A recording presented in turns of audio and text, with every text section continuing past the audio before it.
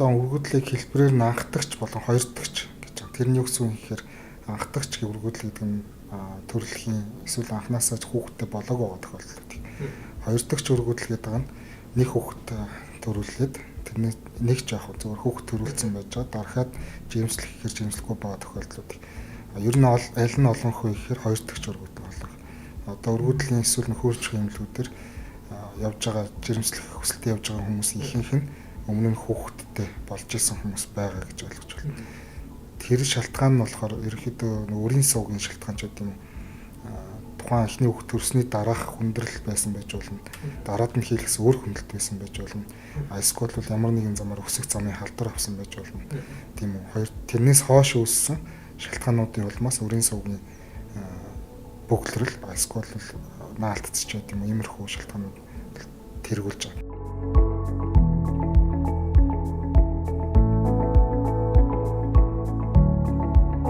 Сайн байцгаана уу. Өнөөдрийн подкастыг үзэж байгаа энэ өдрийн мэндийг хүргээд та подкастаа үргэлжлүүлээд үзэхээс өмнө манай сувг subscribe дарчаарай гэснээр бид бүхний танд хүргэж байгаа энэ мэдээлэл цаг алгүй мэдээлэлээр очдог байх болно. За тэгээд өнөөдөр бол бид бүхэн бас маш чухал сэдвийг хөндөж ярихаар яг одоо CLW чимлэг дээр хүрэлцэн ирсэн байна. За тэгэхээр сүүлийн үед бидний одоо залуучуудын дунд бас их мэддэг болсон сэдв буюу өргүүдэл ярьж байгаа. Тэгэхээр ер нь өргүүдэл гэдэг одоо зүйл яг юунаас шалтгаалаад байдгийг за яг одоо эрэгтэй эмэгтэй хүмүүсийн хувьд бол өргүүдэл бас яг ямар одоо хувьтай байгаа юм. За яг хамгийн сүүлийн одоо судалгаа шинжилгээ яг одоо энэ чиглэлээр ажиллаж байгаа эмчээс бид бүхэн бас энэ тодруулахаар за та бүхэнд бас тест дараалттай байдлаар ингээд мэдээлэл хүргэхээр хүрэлцэн ирсэн байна. За тэгээ бид бүхний урилгыг хүлээж авч бас хүрэлцэн ирсэн CLW чимлэгийн өргүүдэл нөхөн үржихүү дурангийн мэтлэмж мөнх баярмж одоо өнөөдрийн зочноор оролцож байна. Танд энэ өдрийн мэндийг хүргэе. За энэ өдрийн мэнд хүргье. Мөнх баярмж бит хоёр өмнө бас яг миний сошиал хуудасаар бас бит хоёр уулзаж бас богинохонд одоо зөвлөгөө бэлдэжсэн. Тэгээ энэ удаа болохоор ямар нэгэн одоо өргүүдэл тал руугаа тий хүмүүсийн арай илүү энийг илүү анхаараасаа энийг одоо хүмүүс мэдгүй байх үедээ гэдэг энэ зүйлүүдийг бол бас ярилцж байгаад асуултуудаа боловсруулсан байгаа. Тэгэхээр өнөөдрийн сэдв дээр бол бас яг хүүхдтэй болохыг хүсэж байгаа хүмүүс илүү тухлан суугаад бас сонсороо энэ өргүүдэл гэдэг зүйл бол сүүлийн үед бас их одоо ихсээд байгаа энэ талаар бас эмчтэр өмнө ярилцсан байгаа. Тэгэхээр энэ сэдвийг бол зайлшгүй хүмүүстэй хүргэж ярих хэрэгтэй байна гэдэг зүйлийг бол тухайд бол ойлгож авсан. Тэгээ өнөөдрийн бас одоо зочноор бас урьсан байгаа. Тэгэхээр хамгийн ихний асуулт бол өргүүдлийн эмч гэж яг хэнийг хэлж байгаа вэ те? Тэгэхээр ямар шат амжилтгаар сурдیں۔ Тэгээд таны бас яг өнөөдрийн яг энэ CLW чимлэгийн дээр одоо ажиллах хүртлээр ямар одоо шатлалуудаар ажиллаж байгаад одоо яг өнөөдрийн төвшөнд ажиллаж байгаа талаар хоёулаа бас яргаа хэлье. Өргөдөл нөхөрчхөн эмч гэхээр ер нь эхлээсээ хүний эмч их эмчээр төгссөн. Тэгээд цаашдаа их барих эмэгтэйчүүдийн мэрэгжилтэд дэвшлүүлсэн эмчнараас хийх боломжтой. Тэгээд яг өргөдлийн чиглэлээр бол манай эмнэлэг бол өөрсдийнхөө боловсруучныг эмчнараа бусад ажилчдаа Солонгост авч сургадаг. Тэгээд энэ чиглэлээр бол 2020 онд Солонгост 6 сарын хугацаанд өөрийн төв эмнэлэгтэр ингээд дадлагжуулах сургалтанд хамрагдаж тэгж ирж ажиллаж байгаа. Ажлын хувьд бол мэдээж төгсөөд өрхийн эмнэлэгт ажиллаж байгаад дараад нь эмэгтэйчүүдийн эмчээр их барих эмэгтэйчүүдийн эмчээр суралцаж амглан амарчих газар одоогоор тухайн үед 3 дугаар төрх эмнэлэгт их барих эмчээр ажиллаж байсан. Тэрнээс хоошоо бол мэрэгчлээ нэг удаа нэмж мэрэгчлэлний дэвшлүүлсэн буюу сольсон гэж хэлэх юм. 4 сонжлогооны эмчээр суралцаад 2 жилийн хугацаанд яг 4 сонжлогооны эмчээр ажилласан. Тэгээд буцаад их барих эмэгтэйчүүдийн буюу эмэгтэйчүүд чиглэлээр ажиллаж байсан. Одоо CLW чимлэгийн хувьд бас яг товчгоо илүү мэдээлэл хүргэе те. Солонгос эмнэлгийн Монгол дахь салбар гэж ойлгож болох уу те? Тий, Солонгост манай төв эмнэлэг буюу CLWH гэдэг эмнэлэг маань Солонгосын Гуанчжоу гэх хотод үйл ажиллагаа явуулдаг. Солонгосын ер нь бол топ 5 эмнэлэг дотор одоогоор багтаж байгаа том эмнэлэг байна. Тэгээ манайх болохоор үндсэн албан ёсны эхний салбар гэж явдаг гэсэн үг. Бүр анхны салбар нь яг 2 салбарт Орсын албаны ёсод нэг салбартай. Тэр нь болохоор яг албан ёсоор тусдаа үйл ажиллагаа явуулдаг учраас хараахан бас яг салбараас тусдаа эмнэлэг болоод явсан гэж би бол ойлгож. Тэгээ манайх болохоор яг үндсэн нэг салбар нь гэж явж байгаа. Өргүүдэл чиглэл рүүгээ хүмүүс илүүхээр одоо эмнэлэг дээр хандж байна уу? Яг тусламж үйлчилгээний талаар та бас хоёул ийм тусламж үйлчилгээ одоо үзүүлж байгаа гэдэг талаас ойлаа төрлөөс нь товчхон тайлбарлаж өгье те. Тийм манай имлэг болохоор үргүүдэл нөхөн үржих үү. Зарим талаар үр шилжүүлэлт суулгах төв гэж авдаг. Гэхдээ эмэгтэйчүүдийн тусламж үйлчилгээ, гэр бүл төлөвлөлт, эмэгтэйчүүдийн өвчний бусад бүх тусламж үйлчилгээг бол давхар үзүүлдэг. Тэгээд мөн дээрэс нь эрэгтэйчүүдийн үргүүдэлтэй холбоотой эрэгтэй үргүүдлийн онцлогоо имчилгээ. Тэгээд эрэгтэй үргүүдэл төр хийгддэг мессажлбарууд шинжилгээнүүд ингээ бүгд хийгддэг байна. Эрэгтэйчүүдийн үргүүдэл тал руугаа ярих юм чинь эхний ээлжинд хүү үржих талаас асуултаас асууж эхлэе гэж бодож байна. Тэгэхээр үргүүдэл гэдэг имгийг одоо энэ зүйлийг асуухаас өмнө ерөөхдөө үр тогтохын шат амжилгыг хойлоо хэвийн одоо үр тогтох хэвийн одоо үйл ажиллагаа хэрхэн явагддгийг. Тэгээд зарим хосуудын хувьд бол одоо ингээл одоо өнөөдөр бэлгийн харьцаанд орлоо гэж бодоход те зарим одоо эмэгтэйчүүд маань нэг одоо жирэмсний тест авчаад маргааш нөгөөдөр юм ингээл үзээлээдэг л да. Тэгэхээр хэвийн физиологиороо одоо үр тогтох үйл явц маань яаж явагдаад байгаа хизээ хүүхдтэй болоод ер нь тэр жирэмсний тестэн дээр хизээ 2 зураас олж гарч ирээд байгаа маа гэдэг ойлголтыг хойлоог. Ер нь мэдхгүй залуу хосууд бол их байгаа ах гэж бодож байна. Бэлгийн харьцаанд орсноос хойш ер нь бол хизээ тест үзэх вэ гэхээр сарын тэмдэг товлолт хугацаанаас хэтрээд эхний ээлжинд хэтэрсэн тохиолдолд үзэж эхэлнэ гэдэг тийм зааварчилгаа байна. Хэтрээд 7 онсноос хойшоо бол ер нь гарах магадлалтай болж эхэлнэ. Тийм. Тэгэхээр 7-оос сарын тэмдэг ирэх хугацаанаас 7 хоног хэтрээд 7-оос 14 хоног басан тохиолдолд бол сарын тестээр үзээд хэрвээ эргэлзээтэй авах юм бол цусны шинжилгээр баталгааж болгож байдаг. Бэлгийн харьцаанд орсон даруйдаа бол үзэхээр гарах боломж байхгүй. Яагаад тэгэхээр эр бэлгээс тодорхой хугацаанд өндгийстэй нийлэх хүртэл тодорхой хугацаанд зам туулна. Тэгээ өндгийстэй нийлснийхаа дараа өрх үрэл гэж юм үздэг ихний шатанд. Тэр өрх үрэл маань умаан хөндөй дотор орж ирж бэхлэх хүртэл тодорхой хугацаанд зарцуулна гэсэн. Энэ хугацаа нь болохоор хүн болгонд харилцан адилгүй байх боломжтой. Зарим хүнд болохоор нэлээд урт хугацаа зарцуулж байгаа бэхлэгддэг. Тийм болохоор болсонгүй гэдэг юм болоог байна гэдэг хүмүүс нь эрт үсчихэд ингээд сандраад явдаг. Тийм болохоор хугацаагаа бас нарийн мэдээ сайн хүлээх хэрэгтэй гэсэн. Одоо эрэгтэй хүмүүст чинь биднээс өмнө эмэгтэйчүүдийн сугармаа эмчтээс дугаар ажилласан. Тэн дээр яг одоо жишээл хүүс хинээс хамаардаг юм гэдэг асуултыг бас асууж ирсэн байхгүй. Та яг энэ хүүс бас хинээс хамаардаг ч юм уу? Энэ X, Y хормосом амьдрах хугацаа энэ тал руугаа бас мэдээлэл хүргэж. Одоогийн ер нь бол судлагдсан байдлаар эрэгтэй эр бэлгээс хүүс дамжуулах эс гэж үзэж байгаа. Гэхдээ сүүлийн үед бол бас нөгөө тэрийг нь сонгох өндөөс нь өөрөө сонгодог гэсэн онолууд бас байгаа. Эдгээр бол яг эцлэгдсэн эмэгтэй нь яг хүүс шидэд эсвэл эрэгтэй нь хүүс шидэд ингээд бүр эцсийн байдлаар баттай боллоогүй гэж үзэж болно гэсэн. Судалгаануудынхаа төвшөнд бол эр бэлгээс ямар ч байсан хүүс аль эр бэлгээс орохыгоо эр бэлгээс нь өөрөө шийдэж явах юм бол тэр хүүс сонгож яах гэж үзнэ. Өндөөс нь өөрөө яг тэрийг анханасаа Y хромосомтой эр бэлгээсийг өөртөө нэгтгэх тийм хүчтэй байна гэж үзэх юм бол тэгэхээр тодорхой биш гэж үзэж болно гэсэн. Яг аль нэг талдаа гарцсан батлагдсан зүйл байхгүй онлайн төвшөнд яваад энэ судалгаанууд л яваад байгаа. Нэг хэсэг болохоор зөвхөн эрэгтэй тэр нээлтнээс судалгаанаас хойш зөвхөн эрэгтэйгээс болд юм байна. Одоо юу гэдэг дандаа октод төрүүлдэг байгаа аав нар эхнэрийгээ буруутгахгүй шүү. Ер нь аль аль нь буруутгах үндэслэл байхгүй л да. Буруутгахгүй шүү. Өөрөөс нь болд юм байх шүү гэх юм уу. Тим юмнууд явжсэн. Тэр бол яг зүгээр л Facebook, сошиалор явж ирсэн л мэдээлэлүүд. Яг үндсэндээ бол одоо бүрэн зөвхөн хүүсийг тогтоодог аль нэг хүүс гэсэн юм бол байхгүй гэсэн. Яг X, Y хромосомын хувьд бол яг бас хүмүүс ингэж бодоод байгаа тийм X эмэгтэй хүн чинь XX хромосомтой, эрэгтэй хүн чинь XY хромосомтой. Тэгэнгүүт X хромосом нараа удаан амьдраад гэх шиг байгаа тийм Y хромосом нараа хурдан амьдраад богинохон одоо наслаад байгаа гэж ойлгож болох бах тийм. Тэр талаар бол бас шууд тийм гэж хэлэхэд хэцүү. Ер нь бол яг ингээд баталгаатай болцсон. Нарийн төвшний юмнууд бол одоохондоо ховорлоо. Шууд нэг хүүсийг юу гэдэг ийм ялгаатай гэдээ хэлэх бол бас арай зөвхөмжгүй байх гэж байна. За тэгвэл хосууд яг одоо жишээлбэл өнөөдрийн дугаарыг үзэж байгаа хүмүүс яг одоо мэрэгжлийн хүн орж байгаа учраас за яг хизээ тэгвэл бэлгийн харьцаанд орох юм бол хүүхэдтэй болох юм бэ гэдэг энэ зүйлийг л мэдхийг хүсэж байгаа. Та яг тэрийг яг ойлгомжтойгоор энгийн үгээр хэлж өгч. Ер нь жирэмслэх орлого хийж байгаа тохиолдолд сарын тэмдгийн дунд үед буюу одоо хэвэндээ жоох ихэнх тохиолдолд нэг 28-аас 30 хоногийн мэдлэгтэй.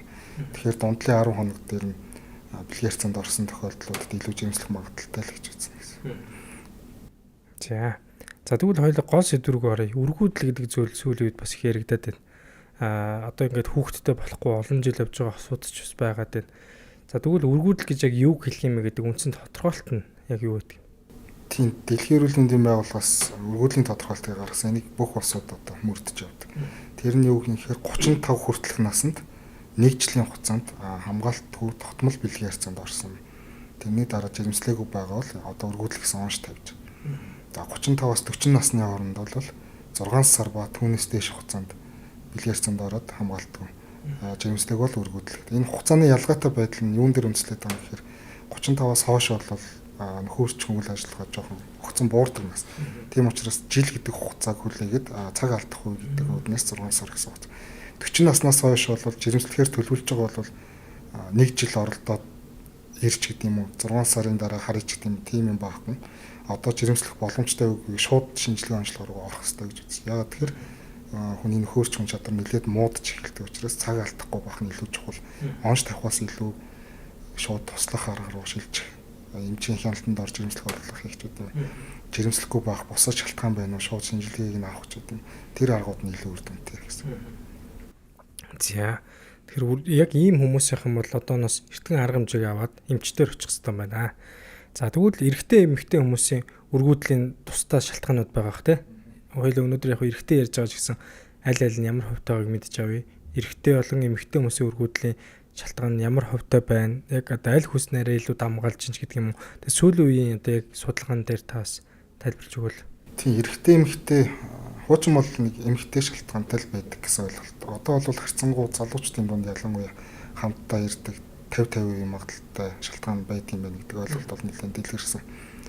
Ер нь бол харж хахад судалгаач гэсэн нийт үргүүдлийн шалтгааны 40% нь эрэгтэй, эмэгтэй, 40% нь эрэгтэй.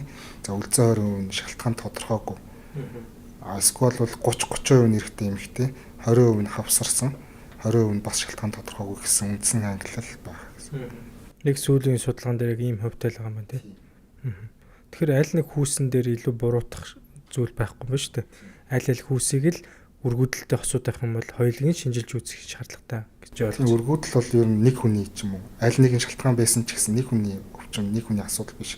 Энэ болохоор тухайн хосуудын тухайн гэр бүл тулгарч байгаа л асуудал. Тэрийг яаж даван туулах уу гэдэг нь шинжилгээ дээр хийж иж дараад нь мэдэгдэнэ гэдэгтэй байдал. За тэгвэл үргүүдэлт ерөнхийдөө нас хамааралтай юу? Одоо сүүлийн үе залуучуудыг хараад тахаар одоо ялангуяа манай үеийн залуучууд дотор найз нөхдөс ганц бие явж байгаа олон залуучуудын талтай карьерээ хөөгд явж байгаа. Одоо өөртөө илүү ингээд хөрөнгөтэй байр савтай болоод одоо эдийн засгийн хувьд асуудалгүй болчоод дараа нь хүүхдтэй болно гэсэн бодолтой хүмүүс байна. Тэгвэл магадгүй үргүүдлийн шалтгаан тэр хүнд байж хагаад нас нь явах тусам энэ илүү хэсэг боломжтой ч байдаг юм уу юм зүйл ба. Тийм байгаа. Энэ болохоор нэлээд тийм сүүлийн үед нөгөө жирэмслэх нас оройтох жоохон нэлээд хойшлж байгаа. Бусад улсууд ч гэсэн энийг дайраад ингээд яваад өнгөрсөн Япон, Солонгос ч гэдэг юм 35-аас хойш гэр бүл төлөвлөдөг. Тэр улсууд дээр бол одоо угаасаа ихний байдлаар хүн ам нь багассан. Нас баралтын төрөлтөөсөө давцсан тийм байдал байгаа гэсэн. Тэгэхээр энэ болохоор хүн улсуудын дайрж байгаа л асуудал. Нас бол тэр улс орны нийгмийн эдийн засаг ямар байна ч гэдэг тэрнээс хамаарахгүйгээр нөхөрчүүд бол шууд хамгийн чухал нөлөөтэй нэг хүчин зүйл гэж үздэг. Ялангуяа эмэгтэй нас 35-аас хойш байх тусмаа жирэмслэх магадлал огцон буурдаг учраас. Тэгвэл карьер тухайн гэр бүл төлөвлөх угаасаа хэрэгтэй. Энд нь бид нар яаж туслах вэ гэхээр за үндгээс нөөцийг нь эхлээд шалгаач гэдэг юм уу. 35-аас хойшоогоо жирэмслэх магадлал нь хэр буурахаар байна. Одоо яаралтай жирэмслэхгүй байгаад хүнтэй суугаагүй жирэмслэх болоогүй тохиолдолд за ядаж үндгээс хадгалуулах ч гэдэг юм. Тэр боломжуудыг бид нар тайлбар. Хэр буурах магадлалтай яаж тэрийг хадгалах, нөхөрчүүг хадгалах технологи гэж тусдаа том сэдв байна. Тэр талаар мэдээлэл өгөх үүрэгтэй л гэж ойлгож байна. Тэгэхээр наач бас их сонирхолтой байна тий. Одоо жишээлбэл 25 30 настай жирэмсэн одоо ийм бэлгийнс ч гэдэг юм эр бэлгийнс бай амьдрах хугацаа одоо тэр хүүхэд бол одоо магадгүй тэр үр хөврөл болоо хүүхэд бол арай илүү байх бах 35 40 гээ явчих юм бол сүүлдээ нөгөө эр бэлгээс нь чадамж нь бүр буурал явчих байх л та. Тэгэхээр яг одоо сүүлийн үед яг таны сайн хэлдэг зүйл бол амар чухал одоо сэдв байна л да. санаа байна л да тий. Одоо эм бэлгээс юм уу эр бэлгээсээ хатгалуулж болох нь шүү дээ. За хатгалуулбал тэгвэл хэр удаах хугацаанд хатгалуулах боломжтой юм бол? За хадгалахад бол тухайн хүнийг 50 нас хүртэл гэж байгаа. Энэ нь болохоор Монгол Улсын хуультай холбоотой. 50 нас хүртэл нөхөрч туслах технологийн аргаар жирэмслүүлэгчд эмчилгээ хийж болно гэдэг. Тэгэхээр одоо 26-ад настайдаа үндээс хадгалуулсан хүн бол нэг 24 жил ч юм уу 30-таад хадгалвал 20 жил хүртэл хугацаар хадгална гэсэн. Энэ хугацаа нь бол айхтар тухайн үндээс эр бэлгээсийн чанарт бол нөлөөлөхгүй гэж үзэж байна. 50 нас хүртэл гэдэг нас нь заахалт нь яг ямар утга учиртай юм? Энэ нь болохоор ерхий цаад санаа нь бол хүн 50 настайдаа жирэмслээд хүүхэдтэй болоод тэр хүүхэд насанд хүрэх хүртэл эцэгийнхээ үргийг биелүүлэх чадвартай багс. 55-таа жишээлбэл жирэмс хүүхэдтэй болоо гэхэд тэр ухаан хүүхдийг Монгол Улсын дундаж наслт дээр үндэслээд тийм насанд хүрэх хүртэл ямар ч сан асраа хамгаалах чадвартай байх хэрэгтэй л гэж байна. Наад чи бас их чухал айлч. Нийгмийн талаас гарч ирсэн заалт гэх юм. Маш зөв алсыг харсан шийдвэр шүү дээ. Түүнээс биш эр юм уу юм бэлгээс нь яг хэдэн жилийн хугацаатай гэсэн юм байхгүй маа тий. Хамгийн дээд л хэдэн жил байх боломжтой бол ер нь тэрийг бол яг хэдэн жил хадгалсан гэдэг тоог нь би бол сайн мэдэхгүй байна. Ер нь бол хадгалах юм бол хадгалаад иж болно л гэж байна. Ер нь бол байгаагүй боломжтой 20 30 жил 40 жилч байх боломжтой ч магадгүй юм тий. 20 дугаар бол 20 гаруй жил хадгалсан хэсс ашиглаад хүүхдтэй болоод хүүхдэн төрсэн тохиолдол бол манад бол байхгүй. Тэгэхээр гадны усуд бол бүртгэгдээд ингэ явж байна. Тэр болохоор яг бэлгийн хавтлаараа хүүхдтэй болохгүй үр шилжүүлэн суулгах байдлаар хүүхдтэй болно гэсэн үг шүү дээ. Тийм хадгалуулсан бол ер нь үр шилжүүлэн суулгахаар гарч ирэмслэнэ гэсэн үг. За энэ бас их чухал юм байна. Тэгэхээр одоо яг өнөөдрийн подкаст хийж байгаа залуучуудтай бол дийлэгтэй карьераа хөөцсөн те нас нь явж байгаа бол эртхэн ер нь одоо ир юм уу им бэлгээс хадгалуулаад үлдээчих юм бол бас энэ дараагийн үүсэх эрсдлээс үргээс сэргийлэх маш том боломжтой байна. Энэ нь болохоор Монголд хийгдэж байгаа шүү дээ. Одоо жишээлбэл CLW чимлэг төр хийж байгаа. Тийм Монгол бас 5 имлэг үйл ажиллагаа явуулж байгаа. 5 энэ ажиллабарыг бол хийж байгаа гэсэн. Энэ дээр би нэг жишээ хэлье гэж бодсон. Сайн ойлгохоор гэх юм. За жишээлбэл ажил за хүнтэй суугаагүй, гэр бүл төлөвлөөгүй байж болно. Тэгээд ажил карьерт анхаарч болно. За 42 настай ч юм уу ингээд жирэмслэх гэдэг. Одоо бол дунджаар нэг 40-оос 45 насны хүмүүс яг ингээд одоо жирэмслэе. Одоо хүнтэй суулаа гэдээ их орж ирдэг. Тэр хүмүүс төр болохоор юу гардгүй гэхээр за яг ингээд олон удаа оролдох санхүүгийн хувьд бол мэдээж бусад тохиолдлоос илүү зардал гарч байгаа. За тэрийг бол даваа туулчна гэх юм бол дараад нь нөгөө жирэмслэх магадлал гэж нэлээд буурдаг. Тэгэхээр ингээд оролцсон ч гэсэн болохгүй байх магадлал бас нэлээд нэмэгддэг гэсэн. Тэгэхээр тэрнээс одоо юу гэдэг нь 30 настайдаа ерөнхийдөө төлөвлөж явах юм бол тухайн үед үндгээсээ хадгалуулаад үлдээчих юм бол нөгөө жирэмслэх магадлал нь үндээс хадгалуулсан үеийн насаар яригддаг. 42-т үр шилжүүлэн суулгалаа гэхэд тухайн хүний жирэмслэх магадлал нь 30-тай хүнийхтэй ижилхэн байна л. Тэгэхээр өндөр жирэмслэх магадлалтай байдаг. Тэгээд нөгөө нэг ургийн гажиг гэдэг юм яригддаг 40 наснаас хойш давны ам шинжигчин бараг 101 байна уу? Тэгж тохиолдох эрсдэлтэй гэж үзэж байгаа. Тэгэхээр тэр эрсдлээс ч гэсэн бас давхар сэргийлэх эрс төлөвлөж байгаа тохиолдолд гэсэн боломжтой. Маш олон эрсдлээс үрдэн сэргийлэх боломж бол одоо үндгээсээ хадгалуулах энэ арга бол байгаа юм байна. За тэгэхээр хосууд жирэмслэхгүй байхаараа ямар нэгэн юу байдаг л да одоо ингээл ам тамдсан тан уудаг ч юм уу им витамин за тэгэхээр сүүлийн үеийн маркетинг гужиг хөгжөөд байна л да тий одоо өргөдлөг бараг имчилэн гэсэн одоо бүү ламч үт юм уу нэг барай цэцлжгээл ингээл хүмүүс яваад иддэг энэ нь эргээ зарим хүмүүс төр их цаг алддаг байх. За тэгээд бас нэг таны хувьд бол яг өргөдлөлийг эмчилдэгч гэдэг юм уу? Өргөдлөлөөс урьдчилан сэргийлэх тийм витамин, ийм арга одоо ийм зүйл гэж юу байх боломжтой юу? Одоо яг энэ тал дээр бас хэлж өгөхгүй бол маш олон хүмүүс яг ийм аргуудыг туршаад цаг алдаад явж байгаа. Тань дээр ч ийм одоо жишээл ирсэн одоо кейстэй хүн байгаа юу? Тийм. Ер нь бол Монгол тэр бол нийтлэг үзэгдэл юм. Хөвчлэн ерөнхийдөө яг өнөөдөр эрэгтэй шалтгаан тэгвэл тэрийг нь би хэлж. За нөхөр нь бол би гайгүй гэдэг хандлага бол одоо ч гэсэн байсаар байгаа. За эхнэрт нь тэгэнгүүт эхнэр нь үзүүлэн явж ангууд энэ хавсарсан шалтгаан гэж байж болдог. Эхнэрт нь нэг онц тавьчихангууд тэрнээс л болж байгаа юм байна. Дөө би тэгж жагаад болохгүй л бол нэг очиж үзүүлэндээ гэдэг 4-5 жил явцдаг. Тийм тохиолдлууд бол олон байдаг. Тэгэхээр тухайн үед нөхөр нь цуг ирээд 4 жилийн өмнө ч гэдэм юм шинжилгээ өгсөн бол эрэгтэй шалтгаантай өргөдөл байна гэдэг тэрийг нь эмчлэх арга нь тодорхой байна гэд тэр гэр бүл тэр 4 жилийн хугацаанд ингээд олон юмар дамжсан байхгүй янз бүрийн тэр хугацаанд гарсан зардлыг нь бодоход бас нэлээд гэр бүлийн санхүүгдэж аягүй чухал. Дахиад буцаагаад энэ хүмүүс ч өөр шилжүүлнэс болох энэ зардлуудаа хайр юм өөр шилжүүлэхдээ зарцуулдаг байж байгаа сүлд нь харамсаж байгаа. Тийм тохиолдлууд бол нэлээд байдаг. А яг хуу аав дамжсан юмар явах нь бол явдаг. Гэхдээ бүр тэрнээсээ болоод зөвхөн хэдэн жилээр алга болдог нь бол бас харах ховор. Яг хуу янз бүрийн мууждаг хүмүүс байгаа. Тодорхой биш газар дээр ингээд эмчилгээ хийлгдэг хүмүүс бас байгаа. Тэд нар бол яг хуу тэг болохгүй бол дараагийнхаа шат руу явна гэдэг юм. Эрэгтэй шалтгааныг хүлээдэг тохиолдлууд байна. Тэг ихэнхдээ бол нөгөө хүмүүс жирэмслэхгүй болохоор нөгөө өргүүдлийн төв рүү явах гэхээр их зардал гарна гэдэг бэлдэж очих хэрэгтэй ч гэдэм. За ингээд яг ингээд маргааш гайг болчихно, нөгөөдөр гайг болчихно. Жилийн дараа ингээд гайг болчихно гэдэг хүмүүс ингээд хойшлуулаа яваад идэв шүү. Тэнгүүд тэр нь 2 жил, 3 жил болчтой. Энэ болохоор нийлээ нийтлэг. Тэнгүүд хамгийн эхлээсээ оншоо тодруулах нь бол нэн чухал. Тэгэхээр тухайн онш нь бол амар их зардал гарахгүй зүгээр л өөрөөр нь жирэмслүүлэх боломжтой ч гэдэм. Тийм тохиолдлууд бас зөндөө байгаа шүү. Тэр хүмүүс нь болохоор эхлээсээ зүгээр л онцлогооны төлбөр, яхооны төлбөр, тэгээ нэг хідэн шинжилгээний төлбөр төлөөд болчих асуудлыг 2-3 жилээр ингээд хойшлуулад яваад идэх тохиолдол. Тийм болохоор ерөөсөө л 1 жил эсвэл 6 сар тухайн дээр хэлсэн нас болсон бол мэрэгжлийн эмчид эхлээсээ хандж сураасан. Тэгэх юм бол маш их цаг хугацаа хэмнэн, маш их зардал хэмнэн. Энэчнээс бид нар оншийн тайван яаж жирэмслэх аргыг зааж өгнө. Өөрөөр жирэмслэх боломжтой бол өөрөөр нь жирэмслэх орлогууд хийж идэв. Тэгж явах хэрэгтэй л гэж хэлмээр.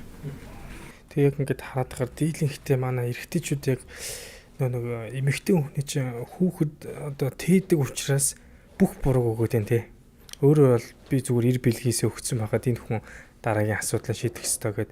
Тэгэхээр тэр эмэгтэй хүн дээр яг тань хоёулаа өмнө уулзж явахтаа тэр чиг ярьжсэн тий. Тэр одоо ийм жишээ маш олон байгаа хэл та тэ эмэгтэйчүүд ингээ олон жил явцсан. Тэгээд таны нөгөө сая хэлдгээр нөгөө жирэмсэн болох хайрын цаг хугацаа нэгт алдаад хоёрт тэр чинь нөгөө нэг насны явах тусмаа нөгөө юу ч улам жирэмсэн болох магадaltaч болон буураад байна шүү дээ тий. Тэгэхээр эн чинь маш олон зүйлийг эргээд эмэгтэйтэй буруугаа өгөөд идэг. Тэгэхээр эрэгтэйчүүдийн хувьд бол ялангуяа яг өргүүдэлтэй холбоотой зүйл дээр яг 50-50% магадaltaй учраас баг эрэгтэй төрүүлээд үзүүлчихэд амархан байдаг гэж бол ойлгосон л доо. Тийм. Эрэгтэй сүүлийн үед залуучууд бас яг тэгж одоо нөгөө нэг юм уншдаг одоо жишээлбэл ChatGPT ч юм уу тэдний хариултууд бас яг тэгж гарч ирж байгаа юм. Зардал хэмнэх үүднээс одоо магадлал нэмэгдүүлэх цаг хугацаа алдах үүднээс нөхөр нь зүгээр хажуугаар явж байгаа нэг имлэг рүү ороод үрийн шингэний шинжилгээ буюу үр тогтоох чадвартай байна уу байхгүй тэгэл бол. Тэгчих юм бол тэр дараад нь нөхөр нь хийх юм бол эхнэр нь яг үзлэг онцлог гэдээ явахд бол оройтхгүй гэсэн. Эсвэл цуг хэрнэ гэсэн хоёр юм байна. Одоо залуучууд ганцаараа орж ирчихэд жирэмслэхгүй удаад нь бие ч гэсэн өөрийгөө ингэ шалгуулчаа гэдээ орж ирдэг залуучууд зөндөө болсон. Өсөртэй тийм. Тэгчээд тэгэхгүй бол уншаад үзэхээр эрэгтэй шалтгаан 50 байдаг байна гэдэг өөрөө төрүүлээд хүрээд ирчдэг тохиолдол бас байна. За. Тэгээ би бас сонирхоо танаас асуумаар санагдаад энэ асуултыг оруулсан. Бас өнөөдрийн подкастыг үзэж байгаа хүмүүс ч гэсэн их сонирхолтой байх бах. Хосуудын хувьд бол нэг хүүхэд гаргаад удцсан байдаг. За хүүхэд нь ингээл 13 4 настай болчингууд ойр хавийнхны хүмүүс юу гэдэг вэ гэхээр хүүхэд чинь томорчлоо. Одоо дараагийн хүүхэдтэй болооч гэл найз нөхдөд ч юм уу хэлдэг. За хадам ээж аав нь хэлдэг те. Ингээд нөгөө хосууд чинь зарим хүмүүс ингээ өөртөө хүүхэдтэй болохгүй хичээгээд хүүхэдтэй болохгүй тохиолдол байдаг байх гэж би зүгээр одоо хараад идэх юм. Яг ийм одоо цаанаасаа төрөлхийн биш олдмол байдлаар ингэж өргөдөлтөй болох боломж юу нэр байдаг юм бол энэ хүмүүс ер нь бас яг ямар одоо арга замыг сонгох ёстой вэ? Ийм хүмүүс бол нэлээд байгаа бах. Тийм. Одоо өргөдлийг хэлбэрээр анхдагч болон хоёрдагч гэж байна. Тэр нь юу гэсэн үг гэхээр анхдагч гэх өргөдөл гэдэг нь төрөлхийн эсвэл анханасаа хүүхэдтэй болоогүй байгаа тохиолдол. Хоёрдагч өргөдөл гэдэг нь нэг хүүхэд төрүүлээд тэрний нэг ч яг зөвхөн хүүхэд төрүүлсэн байж байгаа дарахад жирэмслэх гэхээр жирэмслэхгүй байгаа тохиолдлууд. Ер нь аль нь олонхоо гэхээр хоёрдагч өргөдөл болох. Одоо өргөдлийн эсвэл нөхөрч хэмлүүдээр явж байгаа жирэмслэх хүсэлтэд явж байгаа хүмүүс ихэнх нь өмнө нь хүүхэдтэй болж исэн хүмүүс байгаа гэж ойлгож байна. Тэр шалтгаан нь болохоор ерөнхийдөө өрийн сувгийн шалтгаан ч гэдэг юм. Тухайн эхний хүүхэд төрсний дараах хүндрэл байсан байж болно. Дараад нь хийлгэсэн өөр хүндрэлт байсан байж болно. Эсвэл бол ямар нэгэн замаар өсөх замын халдвар авсан байж болно. Тийм үү. Хоёр тэрнээс хойш үүссэн шалтгаануудын улмаас өрийн сувгийн бөглөрөл эсвэл наалтцч байт юм уу, иймэрхүү шалтгаанууд тэргүүлж байгаа. Эсвэл бол тухайн төрснөөсөө хойш бусад дотоош үйлдлийн эсвэл бусад системийн өвчнүүд бас жирэмслэхэд нөлөөлж байна. Ер нь бол айлч тохиолдолд байсан гэсэн хугацаагаа бид нэр барина 1 жил 6 сар. Тэрний дараа оншийн тавина гэдэг юм яригдана. Нэг онш байлаа гэд нэг анхааруулж хэлэх юм болохоор хүмүүс нэг онш жишээлбэл бамбаан дааврын дутагдaltaй гэсэн хүмүүс жирэмслэхгүй байдаг. Өргөдлийн нэг шалтгаан болдог. Тэнгүүд би бамбаан дааврын дутагдaltaй тэрнээс олж жирэмслэхгүй байгаамаа гэд ойлгочдөг. Тэнгүүд дотоош хүртэл эмчтэр очиод ч бид нар тэр ингээд L-тироксин гэдэг эмнүүдээ угаад хэвийн болгочдөг байна. Тэнгүүдээ одоо жирэмслэхгүй байгаа шалтгаанаа арилгацсан юм чинь жирэмслэнэ гэдэг дахиад яваад байдаг. Нэгэнт энэ хугацаанд болцсон өргөдөл гэсэн онш тавигдсан бол бамбаан дааврын дутагдaltaй хавсарсан өөр юм байх магадлал угаасаа өндөр. Угаасаа гэдэг нь нэг юм уу эсвэл 2 шалтгаан эсвэл 3 шалтгаан байх тохиолдлууд илбэг байдаг гэсэн. Тэгэхээр зөвхөн бамбаан даавар одоо шалтгаанаа олцсон юм чинь ингээд хайчдаг. Дахиад 2-3 жил яваад би гэмшлэгээ хэлчих чаж яагаад жирэмслэхгүй байгаа юм бэ гэдэг юмэр. Тэнгүүд бусад нөгөө шалтгаанууд үүсгээд. Олон шалтгаан хамт хавсарч болох нь шүү дээ. Тийм хамт хавсарч болно. Эрэгтэй эмэгтэй шалтгаан хавсрах тохиолдол нэлээд илбэг. Тэр нь жоохон хэцүү юм тий. Аль талд нь шалтгаан гарч ирдэг. Энэ болохоор ойролцоогоо 20% орчимтай байдаг гэсэн. Тэгэхээр 5 хос тутмын нэг нь бол аль алинд нь хавсарсан шалтгаан байж л байна. Би яг энэ асуултыг бас асууя гэж бодод байна л та. Яг сайн таны яриан дээрээс бодлоо. Яг ийм хосууд байдаг. Яг ингээд өмнө нь одоо хоорондоо үерхэж байгаа 2-3 жил ч юм уу үерхсэн. Тэгэнгүүтээ хоорондоо хүүхэдтэй болохгүй байсан ч юм уу нэгэд хин нэг нь хүүхэдтэй болохыг хүсэж байгаа юм шиг үгүй юм шиг хооронд тэргээ ярилцахгүй тэгсэр нэ хүүхэдтэй болохгүй 3 жил явна гэдэг чинь бас одоо бас асуудалтай байна шүү дээ. Тэгэнгүүтээ хоорондоо ингээд салжингуудаа өөр хүмүүстэй одоо хамт амьдраад бэлгийн харьцаанд ороод ирэхээр хоёулаа амархан хүүхэдтэй болчдөг. Тэгэнгүүтээ хоорондоо энэ хүмүүс юу гэж боддог вэ гэхээр бит хоёрын одоо секси амьдрал тэр ялангуяа хоорондоо хүүхэдтэй болох энэ зүйл бол тохирохгүй байсан юм байна гэж ойлгодог. Ийм тохиолдол юу байж болох вэ? Яг нь энэ болохоор ийм тохиолдлууд байгаад хүмүүс ярьдаг. Тэгэхдээ юу гэсэн юм гэхээр тийм болохоор хоорондоо тохирохгүй болохоор жирэмслээгүй өөр хүнтэй жирэмслсэн учраас тохирохгүйсэн байна гэдэг юм бол байхгүй. Энэ болохоор ингээд ийм тохиолдол хүмүүсийн нүдэнд илүү их анзаарэгдэж байдаг.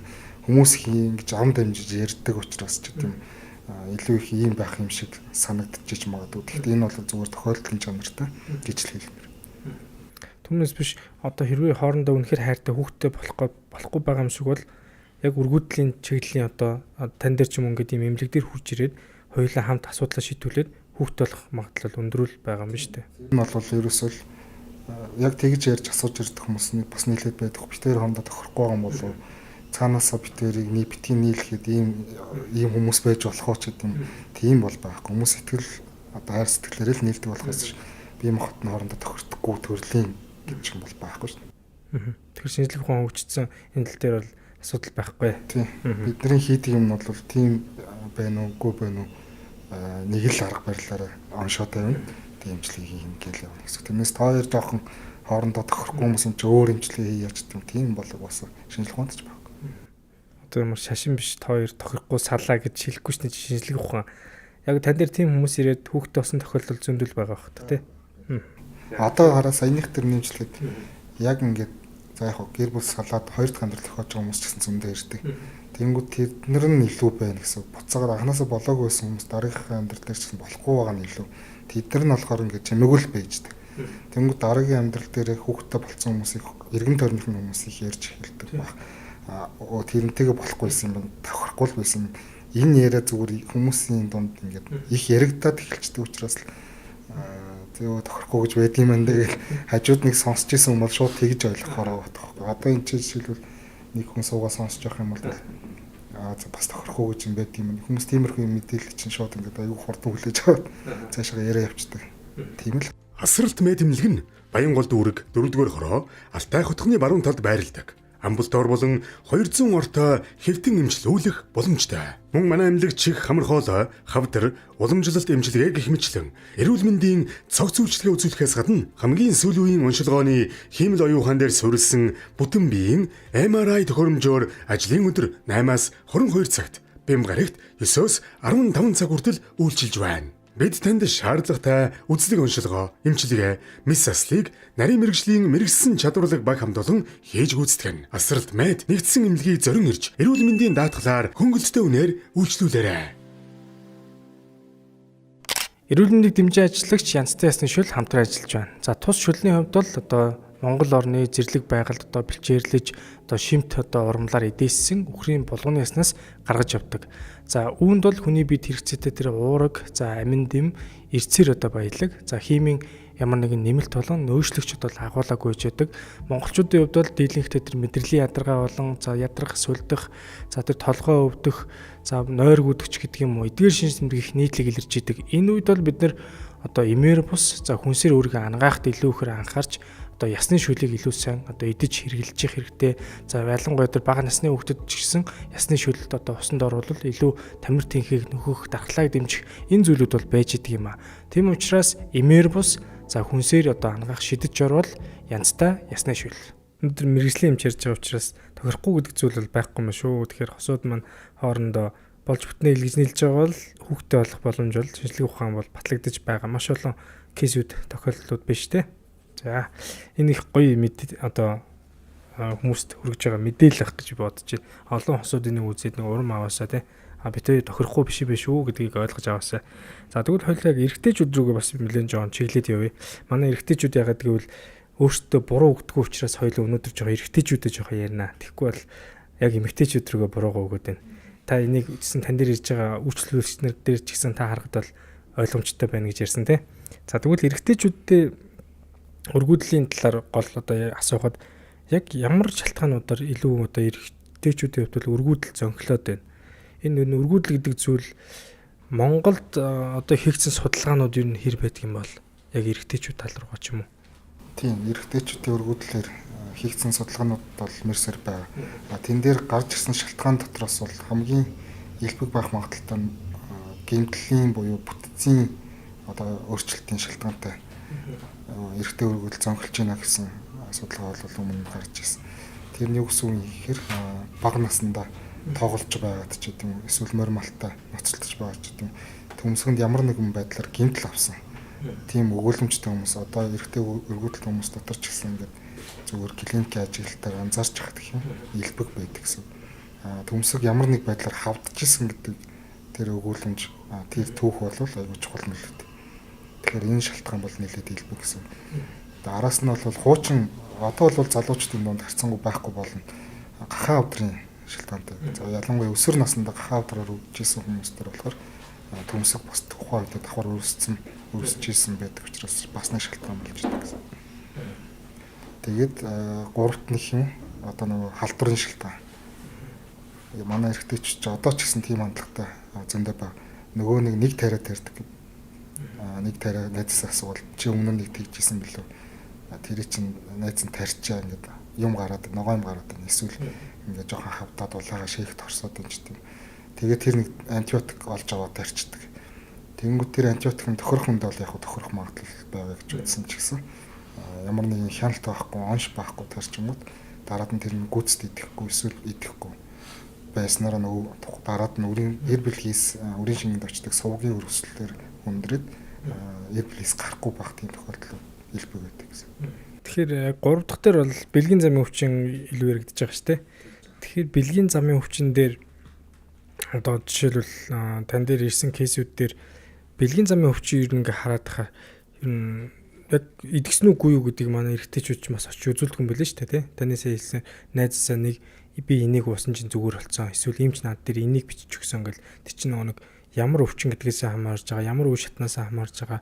Тэгээд яг тийм дутуу бэлгийн замын өвчин эдгээсэнтэй холбоотой одоо өргөдөлд орсон эрэгтэй хүмүүс юу тань дээр хэр ирж байна. Одоо манай дээр азосперм гэдэг нэртэй маш эр бэлгийсэн үрийн шингэд байхгүй байна. Тэнгүүд энийг шинжилгээг нь хийгээд дээхо тараад ингээд явангууд ийм онцтой хүмүүс дотор бол ихэнх нь өмнө нь ямар нэг байдлаар тийм түүхтэй байдаг гэсэн. Тэгэхээр ер нь бол илбэг гэж хэлж байна. Бэлгийн замын өвчин тусаад хэрэгээ дутуу идгэсэн. Дутуу идгэсэн хүмүүс тийм.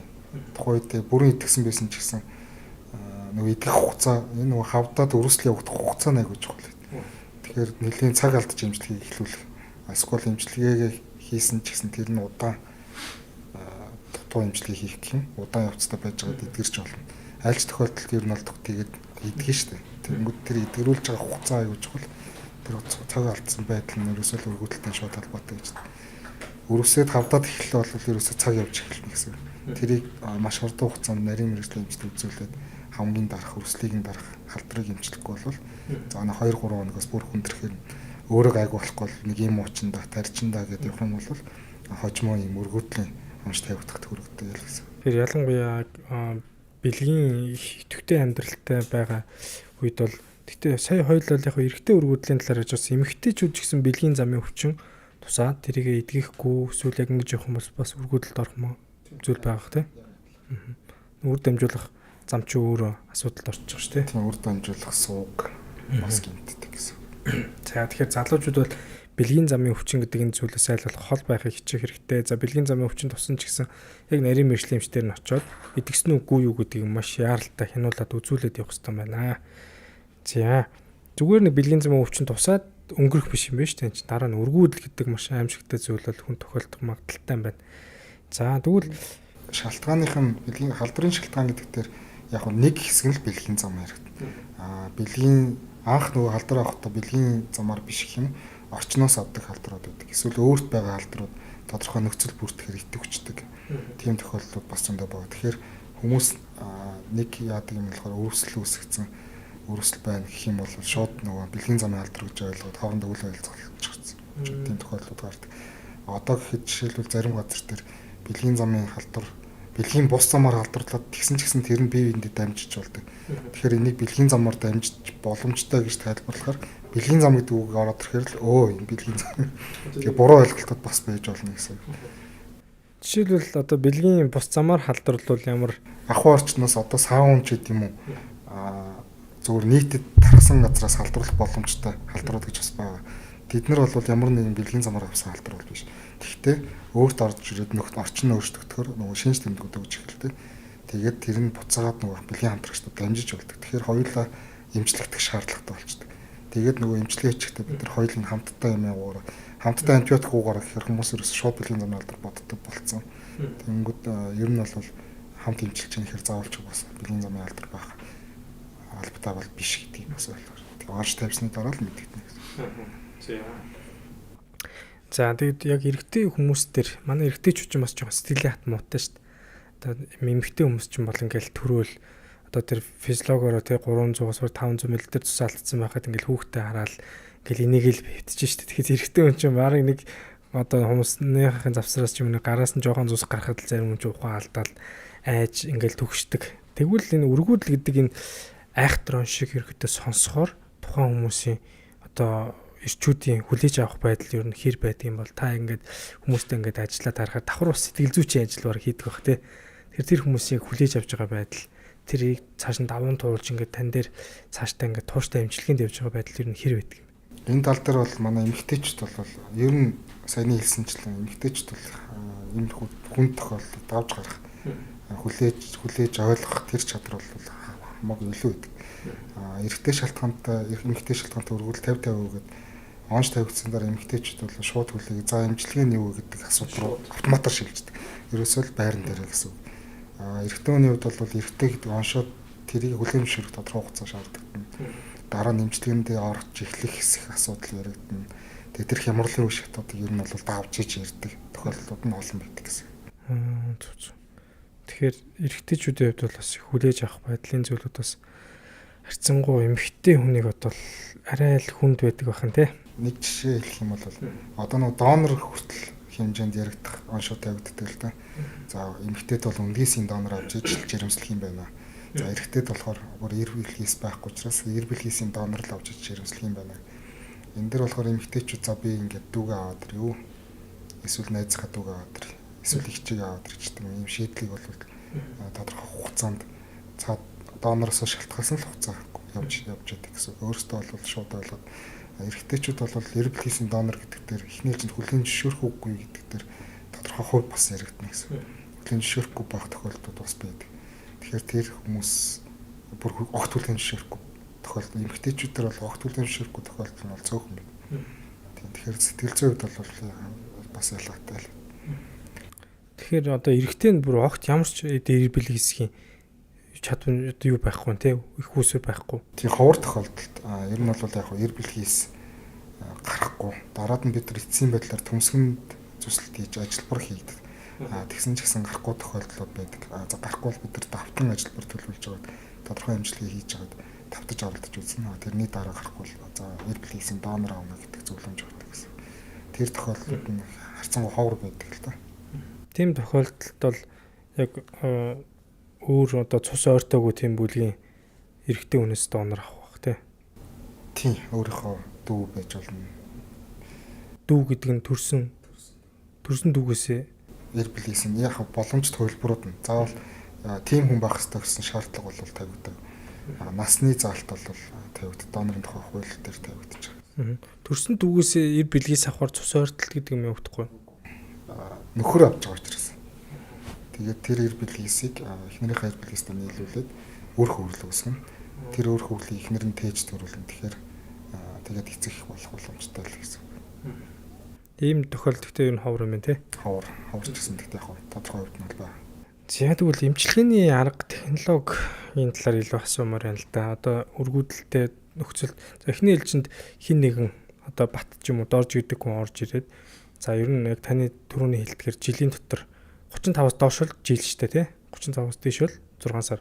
За энэ хугацаанд нэг хүн хурж ирээд за хүүхдтэй болохгүй нэ амчигээд тань дээр үрдэрлээ. Тэнгүүд яг ямар шатараалаар ингээ арга хэмжээнүүдийг аваад хамгийн эцсийн одоо арга хэмжээг хоёул ингээд хүмүүст гоё ойлгомжтойгоор одоо ажилбар эмчилгээний талаар ярьж байгаа. Тийм эхлээсээ за өргөдөл 1 жил за зарим нь 2 жил ингээд хүүхдтэй болсонгүй гэдэг ирнэ. Ганцаараа ирэх юм бол нөхөртөөгөө хамт эсвэл нөхрийгөө маргааш нэг өдрөөс ч юм уу шинжилгээг нөгөөлөх зөвлөмжийг нэглээд өгч. За эхлээсээ бол одоо сүүлийн үед бол гэхдээ яг хамт ирэх тохиолдол нөгөө манад дээр байр эхлээс нөгөө имлэгээ судалж явахдаа хамт ирэх хэвээр нэлээ ойлгодог болцсон мэл. Тэгээ хамт орж ирдэг. Тэнгүүд нөхөр бол шинжилгээ нэг удаа шинжилгээ өгнө. Тэр шинжилгээнийхээ шаардлагыг биелүүлсэн тохиолдлууд ихэнхдээ ирдэг. Тэр нь болохоор бэлгийн харьцаанд ороогүй 2-5 онцсон баг. Өмнөх хэдэн өдөрт найрах согтууруулгандаа хэрэглээгүй бүтэн найртай саун цоо гэж тийм тодорхой шаардлагуудыг имлэгийн зүгээс тавьдаг. Тэрийг биелүүлсэн байх юм бол нэг удаа шинжилгээ өгнө. Нөхрийн шинжилгээнд бол 3 янзын дүгнэлт гарч байгаа. Бүрэн үр тогтоох чадвартай. Дахиж шинжилгээ өгөх шаардлагагүй. Хоёрдугаарт болохоор эр бэлгийн чанар суулгарсан. Үр тогтоох чадвартай ч гэсэн чанарын өөрчлөлт байгаа учраас нэмэлт шинжилгээ аавна гэдэг юм яригдана. Гуравдугаарт болохоор эрэгтэй шалтгаантай өргөдөл мөн байна гэдэг онцтой өгдөг. Тэр тохиолдолд болохоор эрэгтэй шалтгаантай өргөдлийн онц тодруулах шинжилгээнүүд хийгдэж эхэлнэ. За дааврын шинжилгээнүүд авагдана. Дээрээс нь төмсгөний эхо харна. За тэгээ урологийн нарийн мэрэгжлийн эмчтэй бид нар хамтарч ажиллана. Тэгэхээр бусад эрэгтэйчүүдийн талаас месцаслын ямар нэг өөрчлөлт байна уу гэдэг тийм шалтгаануудыг илэрхийлнэ гэсэн. Тэгээд энэний дараа бол дааврын үйл ажиллагааны өөрчлөлтөд буюу эмчилгээ хийгээд засрах боломжтой. Эсвэл эмчилгээ хийгээд засрах боломжгүй гэсэн хоёр ангилалт гарч ирнэ. За эмчилгээ хийгээд засрах боломжтойг нь бол засраад дараад нь жирэмслүүлэх арга хэмжээ аваад явна. Эмчилгээний засрах боломжгүй нь өмнөх бүтцийн өөрчлөлтөд орсон, сорвжсан тийм тохиолдол. Тэр тохиолдолд бол төмсгнөөс нь эр бэлгээс авах ажилбар гэж юм хийгддэг. Энэ болохоор нэг бас айхтар том ажилбар бол биш. Хүмүүс төмсгийг ингээл ухаал ингээл айдаг баг. Тийм болохоор 1 см орчим хэрэгтэй зүслэг хийгддэг. Мэдээ үзүүлэхтэй. Тэгээд өнгөц хэсгээс нь л нэг жоох одоо 15 м орчим үргэлжлэдэг. Тийм ажилбар. Тэндээс эс гарчих юм бол бид нар өр хөврлийн лабораторид эр бэлгээс хөлдөөгөө хадгална гэсэн олон хуваагаад үлддэг. Дараад нь ашиглах боломжтой тоо орно. Хөлдөөгөө хадгалж байна. Тэрний дараа яг өөрчилжүүлэн суулгана гэдэг юм байна. За нөх эрэгтэй шалтгаанаар бол юм ерөнхийдөө процедур явж явдаг гэхээр эхлээс онц тодруулах шинжилгээнүүд хийгдэнэ. Эхнэрт бол өндгөөсийн нөөц нь хэвэн юм уу? Эхо тарахад умаа бүтц тайвар нь хэвэн юм уу? Үргийн сувг нь битүү нээлттэй байна уу гэдэг шинжилгээнүүд нь шатараалтаар ер нь бол бүгдийг нь хийх шаардлагатай гэсэн. Тэрний дараа ямар онц тавигдсанаас шалтгаалаад өөрөөрөө жирэмслэх оролдлого хийх үү? Шууд үр шилжүүлэн суулгах ажилбар хийх үү гэдэг хоёр бүлэгт багтана гэсэн. За өөрөөрөө жирэмслэх боломжтой бол тодорхой хугацаа дааврын өөрчлөлт бол тэрийн засаа тодорхой хугацаа өгнө. Месцаслын залт бол месцаслд оруулсны дараа тодорхой хугацааны дараа жирэмслэх хүлээнэ гэсэн үг. За магадгүй зарим нэг дааврын дотоод шүүрлийн өөрчлөлт онц тавигдсан бол өндөвцс үдээж цагт тогтоох буюу бэлгээр цанд орох өдрийг нь заах, өндөвчийг нь үйл ажиллагааны дэмжих хэмжлэгийг хийгээд 6 сар хүртэл хугацаа ч юм ямар нэг байдлаар ерөнхийдөө бол онш тодруулна. Онш тавигдсны дараа жирэмслэх төлөлгөө гаргана гэж. За ийм хугацаанд ийм нэмжлэгийг хийгээд болохгүй бол дараагийн шатнд ийм нэмжлэг явна. Төлөвлөгөө гаргах гэдэг нь хамгийн чухал хэсэг миний хувьд бол. Ягаад гэхээр энэ төлөвлөгөө жирэмслэх магадлалыг нэгдүгээр нэмэгдүүлнэ. Ягаад гэхээр хүн төлөвлөгөө гаргачаад тэрийг дагаад явах юм бол тухайн хугацаанд жирэмслэхгүй байхаар сэтгэл зүй буцаагаад унж эхэлдэг л дээ. Юу гэдгийг 4 удаа ийм цаг тоглох хэмжлэгээ сэдэлт хэмжлэг 4 хийнэ гэхээр анханасаа ингээд төлөвлөлчүүл 4-ийг гүйцэнэ гэсэн үг. 4 удаа хийсний дараа эсвэл 6 удаа хийсний дараа хоёул үр дүнгээ ярина. Тэнгүүд анханасаа юм төлөвлөгөө гаргахгүй за юу ч гэсэн сэдийгээд яваад ийж тийм ингээд тэнгүүд эхний сарын имжлэгээ дуусгаж жирэмслэхгүй болохоор ингээд ихтгэл алдарч эхэлдэг. За болох юм болов болохгүй болов гэдэг эргэлзэж эхэлнэ. Тэнгүүд анханасаа 6 удаа ч юм уу хийх төлөвлөгөөтэй 6 удаа хийсний дараа тэдөө жирэмслэх магадлалтай байгаа. Тэрний дараа хоёулаа дараагийн шат руу орно шүү гэдэг төлөв гаргах юм бол за эхний сар жирэмслэхгүй бол окей дараагийн сар юу ч боломжтой дахиад шууд бэлгийн эхлүүлэх хэрэгтэй гэсэн. Тэгжиж жирэмслэх магадлал бол нэмэгддэг. Тэгэхгүй 2-3 удаа зарим хүн дээр бол оролдоод болохгүй болонгууд заастаа болохгүй маа гэдэл ингээ хайчдаг хүмүүс бас байдаг. Тэгээд дахиад цаг хугацаа алдаж эхэлдэг. Дахиад үдий ихнээс нь эхлэх шаардлагатай болно гэсэн. Сая 2-3 удаа оролдоод амжилтгүй болчихвол шантарчдаг гэж та ярьж штэ. Тэр нь болохоор эмчилгээнийхээ хувьд ярьж байна эсвэл үр шилжүүлэн суулгаад эмчилгээний одоо юу гэдгийг зүгээр өөрөөр нь жимсүүлэх оролдлого хийгээд гэхдээ эмнэлгийн хяналтанд эхоогоор хийнаад бид нар нөгөө овуляцийг нь дэмжиж тэгээд бэлгээр цанд орох өдрийг товолж өгдөг гэсэн. Тэр эмчилгээ нь болохоор өөрөө жирэмслэх 1 сар дээр жирэмслэх магадлалын 20 орчим хувьтай. Ер нь ямар ч асуудалгүй 2 залуус тухайн сар дээр жирэмслэх магадлал 20% байдаг. Тэрийг бол дагуулах боломжгүй гэж үздэг байхгүй. Тийм учраас энийг ингээ саруудад хуваагаад олон дахин оролдож үзсний дараа ийм хувьтай за нэг 60% тач гэдэг жирэмслэх юм байна гэдэг төлөвлөгөө ихнээс гаргадаг гэсэн. Бүр нарийн юм шүү дээ. Хугацааны хувьд бол тийм. Ер нь хугацаа төлөвлөгөө гэдэг юм а гаргачих юм бол өөрийн сэтгэл хөдлөлөөс нь өөрийг нь хамгаална гэсэн. Өөрийнх нь айдсаас өөрийг нь хамгаална. Өөрийнх нь одоо итгэл алдрах байдал үүсгээс өөрийг нь хамгаална гэсэн. Төлөвлөгөө бол ер нь хүнийг өөрөөс нь л өөрийг нь хамгаалдаг. Өөрт нь илүү жоо итгэлтэй болгоод шүү дээ. Ер нь өөрөө тухайн хүн ч гэсэн өөрөө имчилгээндээ итгэл үнэмшил өндөр сэтгэл санааны хувьд өөдрөг байх нь бас имчилгээнд нөлөөлөх л байна та тийм. Цаашдаа бүх юм ингэж ийм замаар иймэрхүү хугацаагаар явах юм байна гэдэг анханасаа тодорхой байх юм бол хүн ингэж имчилгээгээ тууштай явж чадна гэсэн. Тэгэхгүй цаашдаа тодорхой биш байдалтай имчилгээг эхлүүлсэн тохиолдолд бол ер нь итгэл алдрах айдас гэсэн юм даваад ирнэ гэсэн. Одоо яг нэг үр шилжүүлэн суулгах процессын талаар бас тодруулмаар байна. Бас хүмүүс ингэж яриад байдаг л та. Одоо жирэмсэн болоход үр шилжүүлэн суулгах гэдэг одоо эмэгтэйд нь үр шилжүүлэн суулгах үйл ажиллагаа ингээ хийлээ. Тэнгүүд нөгөөх нь тогтохгүй байх ч гэдэг юм уу. За энэ нэг удаагийн ажилбар нэг овоо үнэтэй болдог. Тэгэнгүүтээ ингээд тэр нь тогтохгүй тухайн хүний бие физиологоос хамаарат гэдэг юм уу. Эсвэл тухайн одоо ажилбар хийж байгаа багаас хамаарат гэдэг юм болов. Энэ талаар асуумаар. За үр шилжүүлэн суулгасны эцэст өөрхөн суулгаад жирэмслэх магадлал гэж юм байдаг. Энэ магадлалд хамгийн их нөлөөлдөг зүйл бол нас байдаг. За жишээлбэл манай эмнэлгийн статистикчдэр дэлхийн бусад улсад хийгдсэн судлаач нар юу гэдэг 20-30 наснд бол хамгийн өндөр. Юу гэдэг 60-70% ч гэдэг юм. Манай дээр ч гэсэн тэр статистик ингээд батлагддаг. За 30-40 наснд 40-50% буурна гэдэг юм. За 40-с дээш наснд бол энэ магадлал 40-с бага 30 20 10 гэдэг магадлалууд яригдчих эхэлдэг. Тэр 10% магадлал гэдэг бол нэлээд бага магадлал л та. Тэгэхээр энэ 10% магадлал дээр жирэмслэх орлого хийхээс өмнө бол сайтар ярилцсан байх хэрэгтэй. Санхүүгээ төлөвлөсөн байх хэрэгтэй. Ягаад гэвэл ийм 10% магадлалтай юм хийж эхлүүлнэ гэдэг эмчтэйгээ нийлээд эхлүүлж байгаа тохиолдолд энэ хэд давтагдах магадлалтай гэдэг цааталт нь бас байгаа гэсэн. Тэгэхээр өөр шилжүүлэн суулгах ажилбар олон давтагдах магадлалтай хүмүүс гэж бас байна гэсэн. Тэр хүмүүсийн хувьд сэтгэл зүйн хувьд бэлэн байх хэрэгтэй. Санхүүгийн хувьд бас тодорхой хэмжээний зөвлөгөө аваад бэлдсэн байх хэрэгтэй ч гэдэг. Тиймэрхүү асуудлууд яригдана. Тэрнээс суулгаад 100% амжилттай болдог гэдэг тохиолдол их хэдэр бол байхгүй. Дундаж үзүүлэлтүүд нь уус орон болгон өөр тоо гаргаж байгаа ч гэсэн ер нь нэг хол зөрүүтэй биш гэсэн. Дунджаар бүгднийг баацах юм бол өөр шилжүүлэн суулгахын ажилбар бол нэг 40% магадлалтайгаар нэг удаагийн нэг удаагийн өөрхийн хөврөл бэхлэгдэх магадлал гэсэн. Тэнгүүд 40% жирэмслэн үлдсэн жирэмслэхгүй байх магадaltaй л гэдэг болов. Энийг яаж давдгийг гэхээр Moody's-ийн нөөц сайтай хүмүүс бол өөр хөврөл олныг гаргана гэсэн. Тэрэнд хамгийн их нөлөөлж байгаа нь нас нөлөөлж.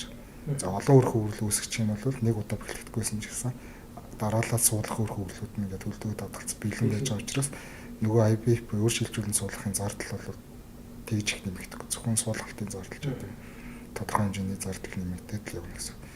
Тэгэхгүй нэг удаа суулгахад өөр хөврлийн тоон ингээд дуусчих юм бол дахиад бүх юм ихнээс нь эхлэх шаардлагатай болдог гэсэн.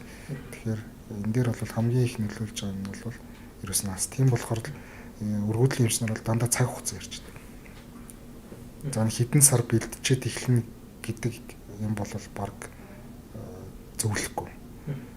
Үнэхээр эмнэлгийн зүгээс хойшлуулах шаардлагатай заалтууд гарсан тохиолдолд хойшлуулж. Тэгмэд ямар нэгэн эм витамин ууж агаад ямар нэгэн эмчилгээ зөвлөгөө хийж агаад эхлүүлэн гэхээс илүү нөгөө цаг хугацааны илүү чухал нөлөөтэй байдаг учраас ерөнхийдөө бүх юм асуудал бол шууд эхлүүлээ л гэдэг юм. Одоо нэгэнт өргүүдэлтэй хүмүүс бол яг хөө ингээд үр шилжүүлэн суулгахын ажиллагаанууд бол байгаа юм байна.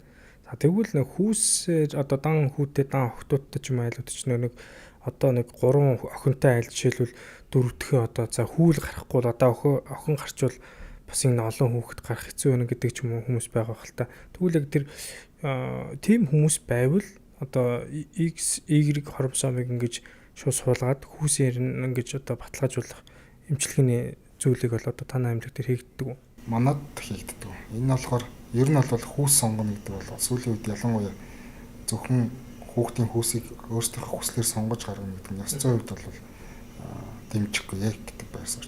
Одоо бусад ихэнх улс орнууд бол хүүс сонгохыг хориглож эхэлсэн. За ямар тохиолдолд хүүс сонгох шаардлагатай вэ гэхээр хүүс дамжиж удамшдаг эмэг байх магадaltaй. Учираас за хүүсийг нь сонгож суулгана ч гэдэг юм. Тийм тохиолдолд хүүс сонгохыг дэмжих ёстой л гэж бодож байна. Түүнээс биш бол яг шууд хүүс сонгохоос илүү хүүхд гарах нь чухал шүү дээ өнөөдөр бол. Тийм хүүсийг бол сонгохгүй жирэмслэх бодлогыг хийнэ. Зэрэгд бол эмчилгээний хувьд бол их ойлгомжтой санагдлаа. За тийм хүмүүсийн хувьд бол бас их сүүлийн үед фитнес их явдаг болсон байна залуучууд. Хоёулаа өмнө бас яг дурдаад өнгөрч ирсэн. Гэхдээ энэ дээр бас ярьчээ. Өргөдөлтэй солбогдолтой учраас те бодибилдингийн тамирчин том булчинтай болж байгаа залуучууд их байна. Тэгээд залуучууд маань яг одоо бас энэ стероид, анаболик стероид гэж нэрлэдэг байгаа тий. Энэ тестостерон ингээд тариулаад байгаа. Энэ нь явандаа өргөдөл рүү бас орох магадлал байгаа вэ.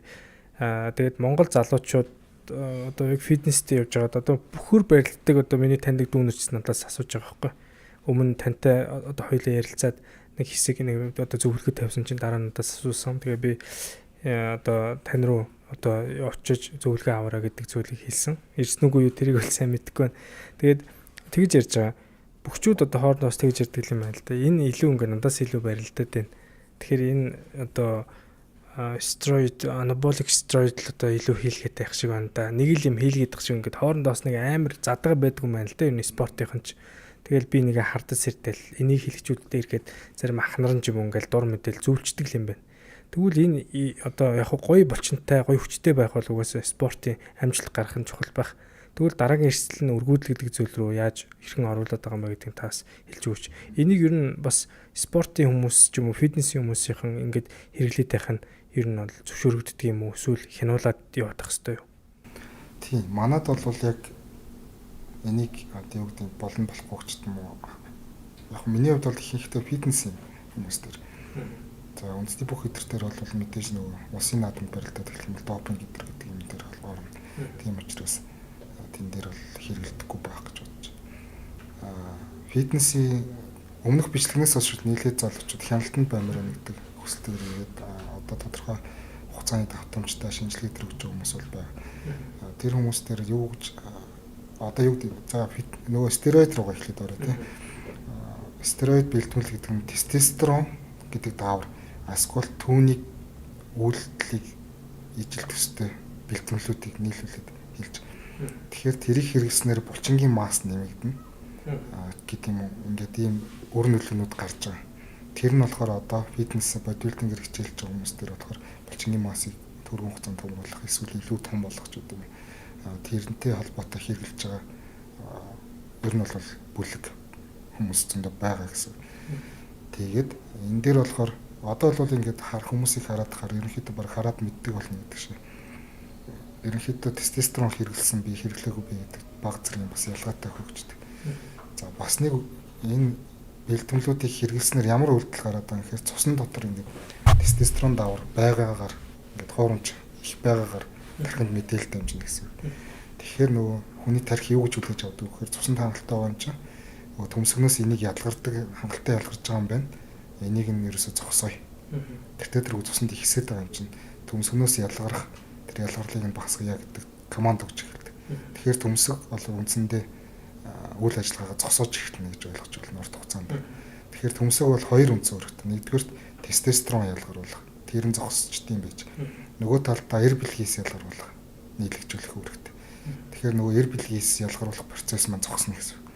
Тэгэхээр тодорхой хувь нь эр бэлгээс ялгарах нь муудна, тодорхой хувь нь эр бэлгээс ялгарахгүй тийм байдал руу ордог гэсэн. Тэгэхээр энийг болохоор цаашдаа тодорхой хугацаанд энийг шалгаад юм. Үнэхээр хэрэглэнэ гэдэг бид нар тэрнийг бол хэрэглэл гэдэг шийдвэрийг бол өгөхгүй.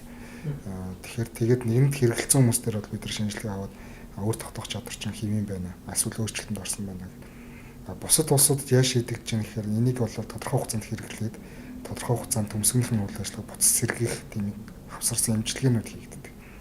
Жишээлбэл Солонгост энэ хэрэгжилж болдоггүй гэдэг юм хоёр төрлийн холбоотой. За тэгээ хэрэгэлдэг төрлүүд хүмүүс нь тодорхой хугацааны давтамжтай мэрэгжлийнхаа эмчтэр хяналтандаа бийждэг. Тэгээ аль биесээр шийдсэн гэсэн. Тэнгүүд нөгөө талдаа хэрэгэлдэг хүмүүс нь бол шинжилгээ дээр өгөө тусдаа төрлөөр өрсөлддөг гэх юм. Тийг шийдсэн байгаа. Тэгэхээр манад хэрэгжилж байгаа хүмүүс нь ямар ч хэлсэн заавалчгүй хяналтанд байх хэрэгтэй байна. Тэгээд үнэхээр өөрчлөлтөнд ороод ирэх юм бол тэрийг нь буцаагаад хэвийн болгох эмчилгээ хийх хэрэгтэй байна.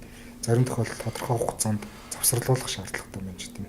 Эмчийн ийм нарийн мэрэгжлийн эмчийн тийм хяналт эмчилгээнүүдийг давхар хийгээд хэлж хэлмэр. Энд тэгээд юу ч таамж зөвхөн яг хоёул өнөөдөр өргүүдэл ярьж байгаа л да. Зөвхөн ганцхан өргүүдлээс зогсохгүй өөр бусад одоо эрхтэн системүүдэд нөлөөлөх боломжууд бол байгаа шүү дээ. Сөргөр. Нэр бол ер нь бол сөрөг гаш нөлөөний хувьд бол олон төрөл байна. Тэгэхээр тэрийг болохоор бусад юу гэдэг юм дотрын эмч нарч байт юм уу бас ингэж хянах, өөрчлөлт гаргах хянах тийм юм бас ярих байх л да. Тэгэхээр олон талын асуудал байна. Өнөөдөр нэг амжилт гаргахаас илүү одоо хүн чинь бас эрүүл урт удаан амьдрах нь чухал шүү дээ, тий. Одоо ерөнхийдөө бас фитнесийн яг дэлхийн тамирчдыг хараад тахаар амар өндөр ингэж юм лаг булчинтай болж байгаа л тэгэл айгүй залуудаа гинтл нас барцсан тохиолдол зөндөө байгаа шүү дээ. Энэ мэдээж нөгөө нэг хяналтгүй өндөр тунгаар хэрэгсэн. Тэгэхээр бидний хувьд бол эмчнэрийн хувьд миний ойлгож байгаагаар одоо энэ ийм бэлтгэлүүд байна, ийм нөлөө үзүүлэх юм байна. Ийм хугацаанд хэрэглүүл эдийн үн ийм болох боломжтой. Та ингээд хэрэгэлцсэн тохиолдолд хэрэглэх гэж байгаа тохиолдолд ийм юу гэдэг хяналт байх ёстой шүү. Мэдээллийг өгөх нь илүү чухал. Тэгэхгүй бол ер нь юу гэдэг фитнес хэрэг хийж байгаа хүмүүс бүх хүмүүс огт хэрэглэж болохгүй ч гэдэм үү. Тийм боломж бол байхгүй. Тэгэхээр тэрийг бид нар гол нь бүх хүн мэдээлэлтэй байгаасаа улсынх нь хор шиг ойрын хугацаанд гарах эрсдэл дээр бүх юмаа мэддэг байгаас мэдээлэлтэй бэжж хэрэглэхээс ядаж гэдэг чиглэлд илүү анхаарах ёстой байх гэж хэлж байна. Хоёул өнөөдөр яг өргүүдэл тал руугаа яриад өргүүдэл тал руугаа анаболик стероид яаж нөлөөлдгийг бол та илүү судалгаан дээрээс харсан учраас хоёул өнөөдөр ярьж байгаа. Харин дотор юм уу бусад одоо чиглэлийн эмч нар яг энэ анаболик стероид бас яг ямар хэрэгтэнд яаж нөлөөлж байгаа талын мэдээлэл жоохон хомс байгаа хэл гэж би хараад байна. Тийм. Урт хугацаанд хэрэглэсэн тохиолдолд одоо сөрөг нөлөө найхтар гарсан олон тохиолдлууд бол ийм тийм бичигдэж байгаа хүмүүс ч гэсэн харж л байгаа. Тэгэхээр энийг тодорхой тэмцээнд зориулаад тодорхой богино хугацаанд хэрэглэж байгаа хүмүүс төр бол дэмжинэ гэхээс биш бүр насан туршдаа хэрэглээл хянаал яваад гэдэг бол харцангуй дэмжихгүй. Залуу насны спорт учраас дараа жил нэг тийм манай дээр бол тийм тохиолдлууд нэлээд байсан л да. 2 3 гарсан. Нөхөр нь фитнесийн тамирчин ирээд шинжилгээ өгсөн чинь за эргэлхийс байхгүй нэ гэдэг. За тэгээд асуугаадсан чи угаасаа фитнесийн тамирчин би одоо дараа жил ийм тэмцээнд орох гэж байгаа. Тэнд бэлдэж байгаа. Миний амьдралд энэ хамгийн үнцэнтэй баг. Тийм хүмүүс төр бол бид нар мэдээллийг л өгнө гэсэн чинь тэр хүн сонголтоо шийдвэр. Дахиад сэрэх боломж нь юм шүү. За одоо байгаа дээр нь эсвэл ингээд байгаа хэсгийг гаргаж аваад хөлтөөгөө хадгалчих цаашдаа юу ч болоо ил. тодорхой биш шүү. Заавал ч буцаас эргэдэг чинь бас биш. Зарим тохиолдолд буцаад өргөдөлтэй чигээрээ үлддэг тийм тохиолдлууд бас байдаг учраас тэрийг нь бас анхааруулах хэрэгтэй болдог гэсэн. Тэгчээ тодорхой хугацаанд өнгөрсний дараа нөгөө буцаас эргэх хэмжлэгээ дээр хийгээд за буцаас эргүүл airplace-ийг авч хадгална гэдэг. Бас эрэхгүй бол одоо нэг төмсгнөөс нь авах ардлага хийж эхэлнэ гэдэг. Тиймэрхүү тохиолдлууд бол гардаг. Тэгэхээр амжилтандаа илүү ингэж улаарцсан, тунтцсан тэндээс маш өндөр тэр топомын ялгаруулдаг хүмүүс бол яг өнөөдөр өргөдөл нь тэр хүнд бол сонголтод нь ороод явдаг шүү дээ. Бүр нэгдүгээрт нь сонголтод ордог тохиолдол бий. Одоо хүн чинь тэгээд бол амьдралын утга учир нь вэхээр үр удмаа үлдэх чинь гол зорилго ш. Түүнээс өнөөдөр тэр амжилт гарах бол тэр хүний номер 1 зорилго бол үүн биш л баймаар санагдах юм тий. Бид нар бас яг тэр тохиолдлуудыг ярилцаад өөрсдөө өргөдөл хэмжлэхээр энэ нь чухал байх гэдэг тэр бас өөрсдөө хит фокуслоод байгаа юм болов. Хүний амьдрал бас өөр байдаг байх. Тэр хүн яг дараагийнхаа магадлалыг тооцоолоод эхний ээлжинд энэ нь илүү чухал байгаад дараад нь хүүхдтэй болох асуудал дээр анхаарна. Гэх юм бол бид нар зөвхөн мэдээллийг нь ийм магадлалтай шүү. Эрсдлээ тооцоороо гэдэг мэдээллийг нь л өгөх юм. Тэрнээс шүүж чигээр сонголт нь болоороо хүний сонголт, хүний бодлыг бас автоматар ингээд хүчнэд дэж болохгүй байна. Уг нь бол тийм хүмүүс эрсдлээ тооцоолж ивэл нэгт хянуулаад хоёрт бас яг эр бэлгээс хөлдөөгөөд бас эрсдлээ сэргийлж бол зүгээр л юм байна. Тийм одоо хэрэгжилж байгаа хүмүүс төр бол миний үг хамгийн ихээсээ өгч үзүүлдэг. За үнэхээр хэрэглэж байгаа юм байна. За хийм байна. За хөлдөөгөө татгалж. Тэгчээ дараад нь тэглээгээд өргөдөлтөд болох гэж байна гэж байгаа юм шиг. Болох магадлал байгаа. За 100 хүнээс юу гэдэг нэг 2 3 ч юм уу бүр ингээд эргэшгүй өөрчлөлтөнд орох тохиолдол байдаг. Тэгэхээр тэрийг нь хоёулаа мөн биш хинч мэддэг цаг хугацаа харуулна. Тийм учраас дараад нь бэлэн байхын тулд ерөөсөө л хөлдөөгөө татгалж. Дараад нь яг буцаагаад тэмцээн энтерт ороод буцаад их нэртэй болоод одоо эсвэл шууд жирэмс тохиолдол хийх юм байж болно асуудал. Тийм л өөр жирэмсэн болж тэ. Эрсдлээ тооцож хадгалуулсан байх хэрэгтэй. Сүүлийн үед ялангуяа фитнес одоо энэ дасгал хөдөлгөөнийг илүү сайн дэмждэг залуучууд их болсон байгаа. Гэтэ яг мэдээллийг илүү сайн авч байгаараа тий. Тэр зүйлүүдийг сайн ингэж өнөөдөр бид нэг ярьж ингэж анхааруулж сонголтын тухайн үнд үлдэхгүй бол дараа нь тэр хүмүүс оройтдсан байхад бол харамсалтай шүү дээ. Тэгээ таны хэлдгээр доонор хайгаа явж байгаа гэдэг чинь бас дараагийн бүр харамсалтай сонголт руу ороо явчих тий. Зөв зүгээр байж байгаа тийм болох чинь гэдэг чинь эрсдэлтэй. Харин төрөлхийн тийм байвал бас өөр асуудал байхгүй тий. За төмсөг ерөнхийдөө халуунд их дурггүй гэж ярьдаг штэ. Төмсөг чи хүний биеийн одоо химээс тийм 4 градус гэлөө. Тийм ерөнхийдөө төмсөг бол хүний биеийн гадна байрлаж байгаа анханасаа физиологоор. Тэгэхээр биеийн дотор байгаа 37 хим гэдэг химээс бага бах зохион байгуулалт зориулттай хим. Тэгээ энийг одоо бага насны хүүхдийн эцэгчүүд бол анзаардаг. Хүүхд халуурахаар төмсөг ингэж шолгоогоод унжичтэй. Тэр болохоор халуунаас цухтааж энэ ч өөрийнхөө хэвийн байдлыг хадгалах гэдэг шүү дээ. Тэгээд хүүт усанд ороод гараад ирэхээр чинь голын ус мөсөнд орсны дараа бүр ингэ хоошоо татчихдаг. Арай хүүтэн байгаа учраас их биерүүг илүү ойрхон дулаахан нөгөө дулааныхаа тэнцвэрийг хадгалах. Тэгэхээр ийм зохион байгуулалтанд орж ийн гэдэг чинь температур бол маш чухал байгааг л ерөөсөө илэрэл авахгүй. Эрүүл мэндийг дэмжих ажиллагч газар шим компани Артишок эрүүл мэндийн ундаа хамтран ажиллаж байна. За энэ Артишокийн хувьд бол за чихрийн шижийн өвчлөлийн үед бол хүний цусндах сахар хэмжээ ихсдэг. За түүнийг бууруулах, за мөн урьдчилан сэргийлэх, за мөн одоо хордлогууд байж энэ хүн арх уух, за тамхи татах, за химийн болон одоо тэр хоолны бусад одоо хордлогуудын үед бол тайлгад их ач тустай. За мөн хоол боловсруулах, хоолны шингээлтэнд илүү ихээр сайнаар нөлөөлж идэг. За мөн одоо бүр шээс дамжуулах замын болон за илэгний бусад энэ олон төрлийн үйл ажиллагааг дэмжиж байдгаар илүү давуу талтай байдаг. За энэ артишокийг хүн одоо ууж эхлэхэд яадаг вэ гэхээр тухайн хүний ядаргаа тайлагдах, за мөн одоо тайвшрах, за мөн одоо тэр нойргуудл багасах, эрч хүч одоо ажлын одоо илүүхээр эрч хүчтэй болох зэрэг олон ач тус байж байгаа. За хүн бол өдөрт нэг шил буюу 250 мл-ийн артишокийг бол уух боломжтой. За хордлогын хэмжээнээс хамаарат нэмэгдүүлэх боломжтой байдаг. 100% байгалийн гаралтай аяг таваг угаагч хөөс доктор Уна өөх тосыг хоромхон зорт задалж сав суулгыг гялалзуулна.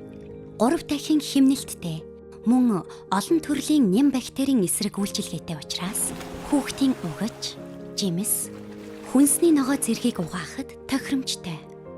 Өнгө үнэр оруулагчгүй байгаль дээлтэй доктор Уна аяг угаагч хөөсийг хэрэглэж гэр бүлээ болон их дэлхийгээ хайрлаарай.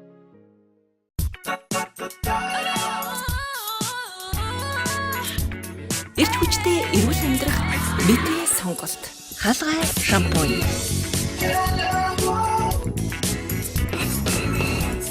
Дөрвөн төрлийн хаалгай шампунийг үснийхээ онцлог тохируулан бид хэрэглэдэг. Ирүүлэр үсээ хайрлая. Тэгвэл яг сүүлийн үед бас энэ суудлын ажилдаа эрэгтэй хүмүүс их байна. За тэгээд өвөл ялангуяа машин халаадаг. Тэгээд доороосоо яг хэд нөөтг мартчихдаг. Тэгээд доороос нь бүр ингээл жигэнжидэг. Тэгээд бас халуусанд бас ингээд ороод идэг ч гэдэг юм уу. Ер нь хүүхдтэй болох ч байгаа тохиолдолд иймэрхүү зүйлүүдийг бас жоохон анхаарч явах хэрэгтэй гэдэг үү? Ер нь бол эр билгээс хэвийн байгаа бүр өөр тогтоох чадвартай хүмүүс төр заавал тийг гэсэн зөвлөгөө өгөхгүй. Эдгээр нь болохоор яг шинжлэх ухааны судалгаануудаар болохоор угаасаа бие дагаад өргөдлийн шалтгаан болохгүй л гэж. Юу гэдгийг байнга халуун орчинд юу гэдэг байнга суугаа ажил хийдэг байсан бол яг тэрнээс болоод өргөдөлтөй болчихно гэж бол байхгүй. Тэгэхдээ дандаа нөгөө хавсарсан байдлаар нөлөөлждөг. За багтаа нөгөө өмнө ярьжсэн гэмтэл авч ирсэн хүн дээр дөнгөн данга нөгөө хөдөлгөөнтэй хэсүүд нь цөөхөн баг үр тогтоохгүй завсар дээр тэрэн дээр нэмээд байнга суугаа ажил хийх ч үгүй юм. Эсвэл бол ийм бариу дотор байнга өмсгчүүд нь тийм эрсдэлтэй чанарын өөрчлөлтөнд орсон хүмүүс төр бол тэрийг нэмэлт төр зөвлөх шаардлагатай. Одоо иймэрхүү ярина одоо дотор өмдөө бариу өмсч болохгүй. Ноутбук өөр дээрээ тавьж болохгүй. Саунд их сууж болохгүй. Юу гэдэг халуун газар ажилладаг хүмүүс төр чинь эдгээр болохоор бүгдээр л нөгөө температурын нөлөөтэй холбоотой. За месоцлын өвчнүүдээс бол варикоцел гэдэг нөгөө төмсгний судас өргөсөх. Тэр болохоор бас судас өргөссөн болохоор өргөн судаснд илүү их дулаан ялгар болно. Тийм болохоор эр билгийсэн чанарт нөлөөлж байна. Тэрийг эмчлэе гэдэг юм яригдчих. Тэгэхээр эхлээсээ энэ дээр анхаарахаас илүү ингээд ярьчихаар хүмүүс за ингээд баг эмчлэх гээд эхэлчихдэг. Өө би одоо юу гэдэг дулаанаас хол байчвал баг жирэмсэлж чинь ингээд хайчих магадгүй. Тэгж хүлээж битгий аваасаа гэж үзэж. Энэ болохоор нэг нэмэлт зөвлөгөө маягаар л ордог болохоос ш үндсэндээ бие дагаад өргөдлөө үсэхгүй. Нэгэнт үр тогтоох чадвар муудсан эсвэл эр билгийсэн чанар муудсан хүмүүс дээр л илүү муудахаас сэргийлэх зорилгоор тиймэрхүү арга хэмжээнүүд авна гэсэн ш. Ингэснээр одоо би хүүхдтэй болох юм чинь одоо иймэрхүү арга хэмжээнүүд аваад үзье гэх юм бол дахиад цаг алдах юм бол орно гэсэн. Их өндөр шалтгаан биш. Ихэд угаасаа таны нөгөө хэлдэг нэг үндсэн 3 шалтгаан байсан шүү дээ. Тэр 3 шалтгаан байгаад тэн дээр яг хүүхдтэй болохгүй юу гэдэг нэг юм магадлалуудтай явж байгаа үед л жоохон дэмжчих юм байна. Эр билгийсэн яг нөгөө жирэмслэх орлого хийж эхлэх үед эр билгийсэн чанар гэж юм бас аягүй чухал нөлөө. Тэр чанарыг нь одоо байгаагаас нь бага зэрэг дэмжих зорилгоор бид нар витамин нэмэлт бүтээгдэхүүн ч юм уу хэрэглүүлдэг. Зарим тохиолдолд дааврын нэмэлт имжлэг гэж байдаг. Энийний хажуугаар амьдралын нөгөө эрүүл хэм маягаас гадна төмсгөнд ачаалал өгж болцсохгүй бусад зан үйлийг нь зааж өгч байна. Жишээлбэл нөгөө гангийн үйлдвэрт ажилладаг хүмүүс төр бол судалгаараач гэсэн илэрхий чанарын зүйл бооролттой байна. Тэд нар бол бүр хитрхи халуун байнгын нөхцөлд ажиллаж байгаа учраас одоо юу гэдэг нь ажлынхаа байрыг төр зур юутайгаа яриад шилжүүлж байгаа. Тэгээд ийм бод сэргэлж баг зэрэг дэмжиж байгаа жирэмслэх орлого хийяач гэдэг юм шийдвэрүүд бас гарч болдог. За тэгэхээр эр билгийс одоо эмчилгээд рүү бас ахиж жоохон нэмээд асуучих гэж бодож байна. Тэгэхээр эр билгийс цөөн итгэхгүй гэх одоо онцтой хүмүүс байгаад байгаа шүү дээ тий. Итгэхгүй цөөн гэдэг чинь одоо яг үр тогтоох чадвартай бас шууд биш юм шиг тий нэг юм магадлал нь арай бага л гэж яриад шүү дээ. Тэгэхээр ийм онцтой хүмүүст ерөнхийдөө ямар арга хэмжээ эмчилгээнүүд хийгддэг. Жишээлбэл одоо шинжилгээгээр бид нар үндсэн 4 үзүүлэлт үзэж байгаа байхгүй. Тоо, хөдөлгөөн, тэгээ амьд эсийн эзэслэх хөв, тэгээ бүтэц буюу морфолог гэсэн 4 үзүүлэлт. За энэ дотроос тоо нь хэд байвал хідээс хэд байвал бүрэн үр тогтоох чадвартай гэж үзье. Хідээс хэд байх юм бол үр тогтоох чадвар буурсан учраас шалтгаан тодруулах дэмжих хэмжлэг хий гэж үзэх гэдэг юмуд нь тодорхой стандартчлагдсан байгаа гэсэн. Жишээлбэл 15 саяас дэшигээ эр билгийсэн тоон цөөрсөн хүмүүстэр бид нар юу гэдэг тодорхой ийм хэмжлэг хийнэ ч гэдэг юм. Жишээлбэл хөдөлгөөний хувьд бол хөдөлгөөн 15 саяас дээш байх юм бол ихний ээлжинд цацлага хэмжлэг буюу эр билгийсийг умаа хүндэд нь хөдөлгөөн гэдэг нь очих хөдөлгөөн муудчаар эр билгийс үндийс төр очиж чадахгүй л болж байна хар ухаанаар. Тэгэхээр тэрийг нь бид ойртуулад үндийс төр нь аваач ч үгүй гэдэг хэмжлэг буюу аюу цацлага хэмжлэг хийж тийм. Тэр тоонуудаас олон тэрнээс биш зүгээр жоохон муудсан ч гэдэг юм уу тийм амын яриан дээр бол өөрсдөө битгий дүгнэр хичээлмээр. Зүгээр морфологийн хувьд жишээлбэл 3%, 2% гэдэг 4 байх хэвээр бас бааз зэрэг багассан тохиолдол зөндөө байдаг. Энэ дээр болохоор ямар ч хэмжүүлэх шаардлага байхгүй, үр тогтох чадварт шууд нөлөөлөхгүй зүйлтэй байдаг ч гэдэг. Тэнгүүд морфолог гэдэг үзүүлэлт зарим хүмүүс нэг шинжилгээгээ бариад айгүй их явцсан байдаг. 4 байх хэвээр бас би ингээд 3% та болцсон юм байна. Ингээд тест. Энээс болоод өргөдөлтэй болцсон юм. Би ил болохгүй юм байна. Тэнгүүд нөгөөх нь зүгээр л тамхи татдаг хүн дээр ч гэдэг юм. Баг зэрэг нөгөө дэглэмээ сайн баримтлаагүй ирсэн хүмүүс дээр ч гэдэг юм. Эсвэл зүгээр л даралт хийх хүмүүс дээр угаасаа л тэгж гардаг. Зүгээр л хэлбэртэй хэвийн хэлбэртэй эсүүдийн тоо баг зэрэг цөөрсөн л гэж. Тэрнээс ч үр тогтох чадвар нь бүрэн хэвийн байж дээ. Хариугаа тэгж тайлбарлах болохгүй гарч гэдэг юм. Ингээ өөрөө дүгнээд яваад өгчдөг тохиолдол. Тэгэхээр үрийн шигний шинжилгээний хариуг битгий бас хэтрүүлж дүгнээр баг зэрэг өөрчлөлттэй байх тохиолдолд маш их байдаг. Тэр болгон өргөдөлтэй гэсэн үг биш. Жохон ядраад өгөх хөдөлгөөнтэй гарч идэг учраас тэгээд энэ сар өгөх дараа сар өгөх хоёр бас хоорондоо ялгаатай гарч идэг учраас болохгүй л давтаж өгье ч гэдэм. Тиймэрхүү аргууд байд. Тэнгүүд өөрчлөлттэй гэсэн ингээд эрэгтэй өргөдөлттэй бас нөгөө талдаа хэтрүүлж бодох тохиолдол бас тохиолдол. За тэгээд эр бэлгийн огт байхгүй ч гэдэг юм уу, тийм төрөлхийн хүмүүс ер нь хэр байт юм бол. Тийм. Одоо эр бэлгээс өрийн шингэнд байхгүй гэдэг онцтой хүмүүсийн 10% нь төрөлхийн буюу хромосомын эсвэл гений өөрчлөлт холбоотой гэж үздэг. Тэнгүүд энэ дотроос бол анхаарал татдаг нь болохоор Y хромосомын микроделиц гэж юм байдаг. Хүнд өөр ямар ч шинж тэмдэг байхгүй. Зөвхөн эр бэлгээс өрийн шингэнд байхгүй шинжээд л илэрдэг. Хүүхдтэй болохгүй гэж байгаа өрийн шингэний шинжилгээ хийгээд эр бэлгээс байхгүй нэг гэсэн хүмүүстэр бид нар нэмэлтээр энэ шинжилгээ болохоор ер нь миний одоо мэдж байгаагаар гэх юм манай эмнэлэг дээр л хийгдэж байгаа. За нэг хэсэг бол анагаахын шинжилгээ ухааны их сургууль дээр судалгааны зорилгоор бас давхар хийгдэжсэн. Тэр одоо юу болж байгааг сайн мэдэхгүй байна. Энэ шинжилгээг яагаад чухал юм бэ гэхээр нэгдүгээр шалтгааныг нь тогтооод өгч чинь. Дараад нь ийм Y хромосом нэг эрэгтэй хромосом гэсэн үг шүү. Тэр хромосом дээр нэг хэсэг газар байхгүй байснараа эр бэлгээс өрийн шингэнд гардаггүй. Тэгэхдээ төмсгнөөс нь авахар байж байгаа тохиолдлууд олон. Тэгэхээр төмсгнөөс нь бид нар эс авахаас өмнө энийг мэдснээр энэ өөрчлөлт нь өөрөө хүүс дамжаад эрэгтэй хүүхдтэй боллоо гэхэд хүүхдэд нь удамшихгүй үгүй гэдэг асуудлыг бас төрүүлээд мэдээлэл өгөх шаардлагатай болно гэсэн. Үнэхээр удамших хэлбэрийн өөрчлөлттэй гэж үзэх юм бол за хүүхэд нь том болоод яг адилхан ийм өргөдөлтөй онцтой болно. Эрэгтэй хүүхэд гараад. Тийм учраас хүүс сонгох юм нь бол одоо болно. Эмэгтэй хүүхэдтэй болно гэвэл болно. Тэгтээ шинжилгээ өгчсөн эрэгтэй хүүхэдтэй болно гэдэг шийдвэр гаргасан тохиолдолд дараад нь хүүхэд нь том болоод үр шилжүүлэн суулгах замаар л хүүхэдтэй болох магадaltaй. Тэгээд шийдвэрийг нь гаргуулна гэсэн эрт мэдээлэл өгч. Өргөдөл тэгэхээр бас удамших магадлал байна те. Удамшлын шалтгаан гэдэг тодорхой бүлэг эрэгтэйд ч байгаа, эмэгтэйд ч байна. Тэгэхээр эр бэлгээс сайжруулах тийм одоо зөвлөгөөч гэдэг юм уу? Та яг одоо жишээлбэл эрэгтэйчүүд тал руугаа ер нь яг өргөдөл тал руугаа илүү ажиллаж байгаа учраас яг энэ өргөдлөөс урьдчилан сэргийлэх үүднээс ч гэдэг юм уу. За яг хосууд ингээд анх жирэмсэн болох үедээ ч гэдэг юм уу анхаарад нэг ийм эрүүл амьдралын хэм маяг сахих ингэж одоо витамин энэ зүйлүүд дутагдaltaй байх эсвэл шүүч гэдэг юм уу. Энэ талын зөвлөгөөг таас өгөөч. Энэ дээр бол яг бүх хүн дээр нийтлэг ерөнхий эрүүл амьдралын хэм маяг. За хэвийн жинтэй байх. Үүдийн дасгал хөдөлгөөн тодорхой хэмжээнд хийдэг байх ч гэдэг. Ажил амьдралынхаа ачааллыг тэнцүү байлгадаг байх гэсэн ердийн энгийн тийм зөвлөгөөнүүд бол хамгийн эхлээс өгдөг. Тэрнээс ч тусгайлан одоо эр бэлгээс сайжруулахын тулд ийм бэлтгэл хэрэглэх юм бол ингэ тийм болоод зүгээр байгаа хүн дээр бол өгөхгүй гэсэн. Нөгөө талдаа иймэрхүү маркетингийн бүтээгдэхүүнүүд маш их байдаг учраас эсрэгээр нь ярих гэдэг. Одоо энэ сайн гэсэн, тэр сайн гэсэн гэдэг аюул их зардал гаргасан юм хэрэглээд байдаг.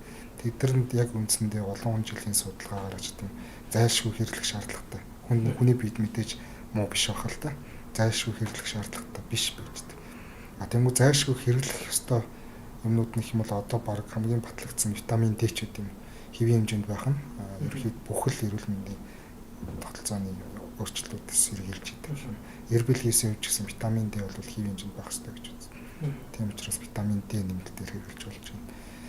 Тэгээд жил болгон угаасаа бусад өрсөн сэргийлэх хүслэх гэх бүх хэрэгтэн тогтолцоо үзүүлж эр бэлгээс чанар дараагийн нөлөөлөлт юм болохоор бусад хэрэгтэн тогтолцооны өвчнүүд гэж даралт ихсэлттэй өндөр эргэлтийн чанар буурчдаг.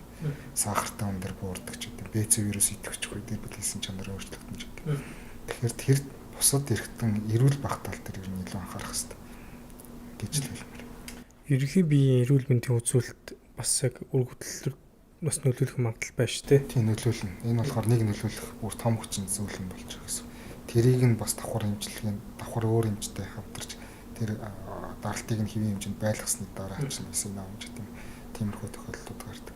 Ер нь гэхдээ эр бэлгээс бол нэлээд мэдрэг үзүүлэлт. Юу гэсэн үг вэ гэхээр хэвийн гарч байгаа бүх юм нь хэвийн мөртлөө эр бэлгээс өөрчлөлттэй чанарын өөрчлөлтөд гараад ах юм бол магадгүй өөр нэг эртэн тогтолцооны өвчин ингээд мэддэхгүй ихэлж явах магадaltaй гэж үздэг. Энийг болохоор ямар судалгаагаар ингээд сэжиглсэн бэ гэхээр дайны улсад олон жилийн турш хийгдсэн.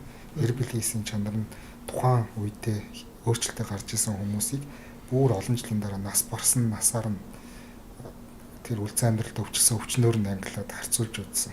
Тэн дээр болохоор хэвийн гарч исэн хүмүүс төр болохоор өвчлөл багтай наслалт одоо ихтэй юм байсан бол нөгөө талд тухайн үед шалтгаан тодорхойгүй мөртлөө эр бэлгээс чанарын өөрчлөлтөд болцсон байсан хүмүүс төр хорт хавдрын тохиолдлууд нэг байсан. Бусад архаг өвчлөлүүд нэг байсан. Нас богино наслж исэн ч тийм судалгаа гарсан гэсэн. Тэгэхээр эр бэлгээс шинжилгээ зөвхөн үр тогтоох шинжилгээ биш. Ерөнхийдөө бусад эрхтэн тогтолцооны бас тэл болж байгаа учраас явандаа илүү наривчсан үзүүлэлтүүд гараад эхлэх юм бол баг илрүүлгийн шинжилгээний нэг болох талаар бол яригдчих байгаа гэсэн. Наад ч бас их чухал үзүүлэлт шүү дээ. Хүмүүс ч одоо бүр шээс дамжуулах ч юм уу ч эрэгтэй эмэгтэй бэлэг эрхтнийхээ тэр одоо өндгийс ч гэдэг юм уу те төмсгнийхээ эрүүл мэндийг анхаарат гэдэг бол давхар маш олон үзүүлэлтүүдийг анхаарч явахгүй бол бодиттой бүр судалгааны үр дүн шүү дээ. Тэгэхээр аль болох эрүүл байх, урт наслах гэдэг чинь эр бэлгээс эм бэлгээс одоо чанарт сайн нөлөөлж байгаа юм байна. Тэгэхээр бид нар бол эрүүл байх ёстой юм байна шүү гэдэг зүйлийг сайн ойлгож авъя. За танд яг одоо ерөнхийдөө яг сургамжтай ч гэдэг юм уу те нэг энэ зүйлийг хүмүүс илүү мэдээд авчвал зүгээр санагдсан таа ч гэдэг юм эсвэл ингээд тохиолдож исэн кейс талаас ч юм нэг анхааруулаад хэлэх нэг тийм зүйл байна уу ер нь? Ер нь тий дахиад л нөгөө цаг хугацаатай холбоотойгоор одоо жирэмслэхгүй ер нь яг нөгөө миний нүд өвдөд ивэл би нүдний л хэмж тарж байна. Тэрнээс ш нүдэнд юу сайн бэ гэж явахгүй байгаас. Тэрнээс хүүхдтэй болохгүй болохоор одоо юу гэдэг нөхөрчгүй имлэг. За ихлээс эмэгтэйчүүд имлэг ч юм. Ингээд цаг алдахгүй очоос. Тэнд үнэхээр дандаа ийм хүмүүстэй ажилладаг хүмүүс байгаа учраас тэрийг л хийх гэж сууж байгаа.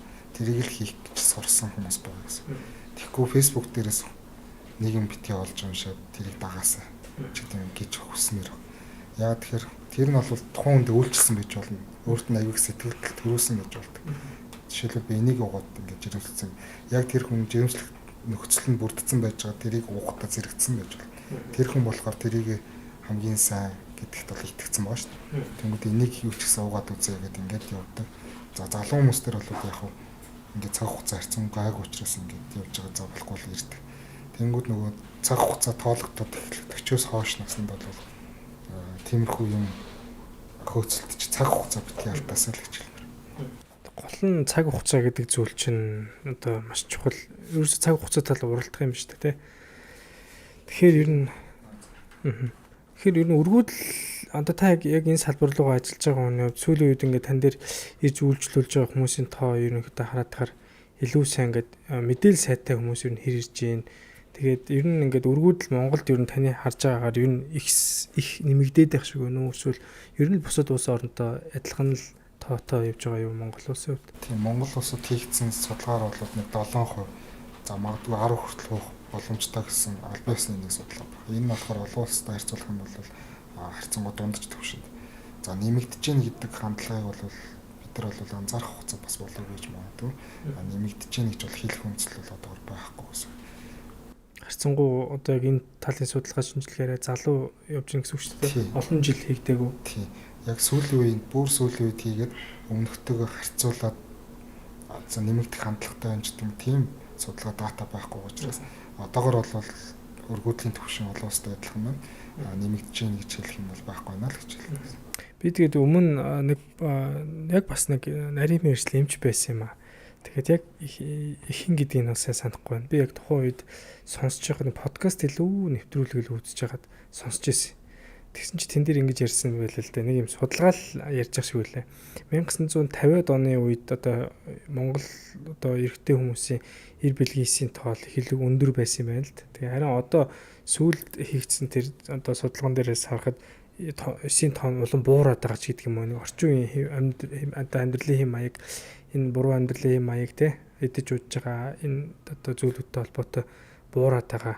Явганда баг энэ нь эрэгтэй хүний өргүүдэл гэдэг зүйл их өндөр болох хаа гэсэн ийм зүйл яригдчихсэн. Та энэ дэр яг ямар байр суурьтай. Тэгвэл энэ нь бодиттой юм шиг санагдчих үнтэй. Тийм энэ болохоор Монголч ер нь бүхэл ер нь бол олон улсад хийгдсэн судалгааны үрдэн гэсэн үг. Өмнө нь хийгдсэн судалгаатай харьцуулах юм бол сүүлийн үед эрэгтэйчдийн эр бүлийн тоо огцон буурсан, 2 дахин буурсан гэсэн үрдэн бол байгаа. Гэхдээ энэний шалтгааныг бол шууд юу гэдгийг хүн төрөлхтөн мөхөх тийш хандж гэдэг тайлбарлах боломжгүй гэж үзэж байна. Нэгдүгээр шинжилгээний арга технологиуд өөрчлөгдсөнтэй холбоотой байх магадaltaй гэдэг таамаглал бол байгаа. Нөгөө талдаа бол хүний нөгөө нийгэмшиг процесстэй холбоотой иймэрхүү өөрчлөлтүүд бас тодорхой хэмжээнд гарсан байх магадaltaй гэдэг. Тэрийг бол яг энэс болцсон байна. Дахиад 50 жил өнгөрөхөд ингээ буурах юм байна гэж шууд бас баталгаатай хэлэхгүй л дээ. Одоо яг физиологиор ч юм уу те одоо үр тогтох үйл явц дээр одоо нэг удаагийн үрийн шингэн дээр ч юм уу те багтаа ерөөхдөө хэд орчим эр бэлгийс одоо хэд одоо хувьтаач гэдэг юм тоо бас байгаа бах те тийм тоотой байж иж одоо өөрөөр физиологиор жирэмсэн болно гэдэг тоо одоо ерөөхдөө одоо байгаа хүмүүсийн нийт дундаж тоо яг тэр хамгийн доотлын одоо тэр бага хэмжээ рүү ер нь хэрэг ордчих шиг байна. Одоо болохоор 1 мл үрийн шингэнд 16 сая байх минимум шаардлага байна. Ийм багт 16 сая. Тэрнээс дээш гэж хэвэн гэж үзсэн гэсэн. 16-аас 250 сая хүртэл явах гэж үзэж. Тэгтээ энэ дээр бол хүмүүсийнх бол ихэнхдээ л 100 хэдэн сая ч гэдэг дунджаар бол жирийн үр тогтоох чадвар бол стандартаас хамаагүй илүү сайн хэвээрээ байгаа гэж үзэж болох юм. Тэгэхээр 100 хэдэн сая 16 сая гэдэг чинь бас нэлээд юу штэ.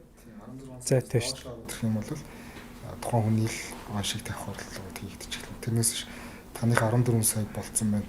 Хүн төрөлхтнийх угаасаа буурж байгаа гэж болохгүй л гэсэн. Тэгэхээр жоохон бүдүүлэг тайлбарлах тийм. Тийм энэ чинь үе үедээ угаасаа л шинжлэхүүний нарийн үзүүлэлтүүд одоо гарч байгаа энийг дахиад яг энэ аргаараа дахиад дараагийн хэдэн жилдээ дахиж харьцуулж ижил мэдэх боломжтой болохоос 50-аад оны үед байсан техник технологиор байсан үзүүлэлтийг одоохтой бас шууд харьцуулах гэсэн. Тийм баг тий. За хоёулаа тэгвэл ярианыхаа одоо бид хоёрын яриа ерөөхдөө бол өндөрлөж байна. Тэгээд төгсгөлт нь бид бүхэн CLW чиглэг дээр одоо бид бүрэлдсэн ирсэн байна. Дээрэс нь одоо эмчтэй ярилцж байгаа учраас маш олон хүмүүс одоо дараа нь одоо мөнх хоёр эмчтэй уулзах, яаж одоо уулзахын, яаж үзүүлэхин гэдэг зүйлүүдийг асуун. Тэгэхээр би яг YouTube сувган дээр та бүхэн одоо анзаарч ивэл яг манай одоо багийнханд холбогдох одоо сувгууд дээрээс нь хамгийн дээдлэлт нь одоо CLW чимэлийн пэйжийг би энэ дээр оруулж өгөн. Тэгээд энэ дээрс та бүхэн бас мэдээллийг олж хараарай. За тэгээд бас яг энэ яриаг шимтэж үзсэн хүмүүс бодох бах. Хоёул яриагаа бас яг төгсгөлд нь эргээ сануулаа хэлчихье. CLW чимэлийн хувьд яг ямар хүмүүс илүү зорж ирвэл илүү цаг алдахгүйгээр тий. Магадгүй одоо ингээ хоёулын ярингууд баахан одоо эмэгтэйчүүд жирэмсэн хяналт ч юм уу ингээд андуураад хурж ирж магадгүй шүү дээ. Тэгэхээр яг ямар энэ зорилт хүмүүс хүрээд ирвэл манай дээр тусламж үйлчлэгээ цаг алдалгүй авах боломжтой гэдэг хоёлоо үйлчлэгнийхээ нэр төрлүүдийг хэлж өгье. Тийм манад бол нөхөрч хүн эмнэлэг гэдэг утгаараа хүүхдтэй болохоор зорж байгаа бол заавал өргөдөлтэй байх албагүй. Жирэмслээс өмнө төлөвлөгөө бэлдэх ч гэдэг тийм хүмүүс байсан ч хамаагүй нөхөрч хүн эмнэлэг гэдэг утгаараа тусламж үйлчлэгээ үзүүлж байгаа. Дээрээс нь эмэгтэйчүүдийн эмчийн үзлэг, эмчилгээ зөвлөгөө бол бусад эмэгтэйчүүдийн эмчилгээтэй адилхан хийгдэж байгаа. Ийм хоёр чиглэлээр бол үйл ажиллагаа явуулж. Одоо яг мессеж хэлбэрүүдийн хувьд яг ямар мессеж хэлбэрүүд хийгдэж байгаа? Мессеж хэлбэрийн хувьд болохоор омон хүндийн дурангийн хоёр төрлийн эмчилгээ хийгддэг. Энэ дээр болохоор гистероскопи буюу омон хүндийг энгийн дурамдад багжийн аргаар одоо омон хүндийн полипчүүд юм уу, миомчүүд юм уу тийм юмдыг аавна гэдэг. Энэ бас өөрөө өргөдлийн нэг тусламж үйлчлэгээний хэлбэр учраас байждаг гэсэн. Заавал өргөдөлтэй биш ч гэсэн нөгөө полип байна, ургац зүг нь ахвал гэсэн хүмүүс ч гэсэн манай дээр ажилбарт ордог гэж ойлгож байна. Тэгэхээр мэдээ CLW чимлэгийн хувьд бол Солонгосын одоо эхний яг энэ чиглэлээр эхний 5-д ордог эмнэлэг гэж ойлгосон тий. Тэр эмнэлгийн одоо 2 салбар байдаг юм байна. Нэг нь Монголд одоо яг CLWH эмнэлгийн эмнэлэг байж байна. Хоёр дахь салбар нь дараагийн одоо хоёр дахь улсынх нь болохоор Орос улсад байгаа юм байна. Тэгэхээр Монголд яг одоо энэ чиглэлээр ажиллаж байгаагаар одоогоор эмчийн мэдж байгаа 5 эмнэлэг байгаа юм тий. Тийм. Тэгэхээр ер нь Солонгос эмч нартай ер нь хэр холбоотой ажиллаж та ингэж одоо сургалт ч юм уу ингэж ирж одоо явах талын зөвхөн Солонгос манай профессор бол 2 сар тутамд нэг удаа ирдэг. Дөнгөж сайхан 2 хоногийн өмнө манад олон улсын хурал зохион байгуулсан. Солонгосоос 3-4 профессор, Японы нэлээд тундаа орох бас өөрчлөлтийн салхи эмнэлгүүдээс 3 профессор ирээд ийм олон улсын хурал зохион байгуулсан. За өдөр тутмынхаа одоо эмчилгээ үйлчилгээнд дээр бол мэдээж одоо тэр улсад олон жил болсон туршлага гэж юм байна. Зарим нэг шийдэх хэрэгтэй асуудлыг болохоор онлайн холбогдож хамтарч ингэ үзлэг зөвлөгөө өгдөг. Эсвэл бол мэдээллийг нь явуулж зөвлөгөө авдаг тийм юмнууд л хийгддэг гэсэн. За тэгээ бид бүхний өнөөдрийн ярилцах одоо цаг ингээд дуусч जैन. Тэгээд ямар ч гэсэн CLWH эмнэлгийг зориод ямар ч үйлчилгээнүүдийг авч болохын гэдэг зүйлүүдийг та бүхэн ойлгож авсан баг. За тэгээд эмч битүүрийн ярилцсан яриа нь бол ямар нэгэн зүйлийг өнөөдөр аль болох өргүүдэл тал руугаа ярихыг бид хоёр хичээлээ. Тэгээд одоо эрэгтэйчүүдийн өргүүдэл бол Монгол бус яг ямар төвшөнд байгаа вэ гэхээр бид хоёр өргүүдлийн нийт 50% нь өнөөдөр баг ярьлаа тийм. Эмэгтэйчүүдийн өргүүдлийг бол магадгүй дараагийн хэсгүүдтэй бид бүхэн одоо өөр CLWH эмнэлгийн бас мундаг олон эмчнэр байгаа. Тэр эмчнэрийн дараа нэг нь ураад бас эмэгтэйчүүдийн өргүүдэл талаасаа ч юм уу би бас яриулвал их гоё бас ойлгомжтой болж магадгүй гэж яг одоо сая эмчтэй ярилцж байхдаа бодлоо. Тэгээ эмчтэр өмнө бас уулзаж ярилцчихсан учраас бид тэр өнөөдрийн яриа бол их гоё хоорондоо нийцэж их гоё тухтай яриа боллоо. Тэгэхээр та бүхэнд бас энэ энийг илүү анхаараасаа гэдэг зүйлүүдийг өнөөдөр бид бүхэн ярихыг хичээлээ. Тэгээ бид бүхний урилгыг хүлээж аваа цаг зав зарцуулсан эмчтэй орцсон баярлаа. За нэвтрүүлэгт орж оролцсонд баярлалаа. За тэгээ мэдээж өнөөдрийн подкаст бол цаг алдалгүй сард 3 дугаар ингээд ороо явж байгаа. Та яг энэ дугаарыг одоо бүтнээр нь үзэж байгаа бол subscribe гэсэн товчон дээр дарчаараа ингүүл дараагийн чухал одоо зөвлөгөөнүүд танд цаг алдалгүй ингээд мэдээлэл байдлаар ингээд утсан чи хүрээд ирнэ. Тэгэхээр танд илүү гоё амар болно. Тэгээд эрүүл мэндийн зөвлөгөөг мэдээж танд хүрэхэд одоо эрүүл мэндийг дэмжиж ажиллаж байгаа байгууллагын тусламжтай хүрж байгаа. Бид бүхнийг бол асралт мэд эмнэлэг дэмжиж ажиллаж байгаа. Энэ бол одоо асралт мэд эмнэлэг бол маш олон тусламж үйлчилгээ эртэлрүүлгийн одоо үйл ажиллагаануудыг авч болно. За мөн дээрэс нь одоо үндэсний үйлдвэрлэгч маань бид бүхнийг дэмжиж ажиллаж байгаа. Монкрем гэдэг одоо халгаа брендийг бид бүхэн мэднэ. За мөн дээрэс нь одоо газар шимэг компани хамтарч ажиллаж байна. За мөн одоо янзтай ясны шүлх гэсэн одоо үндэсний одоо брэндүүд маань хамтарч ажиллаж байна. Тэгээд бид бүхний дугаар ямар ч тач хэн түрээд өндөрлөж байна. Ивент идэвхж байгууллагуудаа баярлалаа. Дараагийн чухал подкастаар хэрхэн уулзлаа. Баяр таа.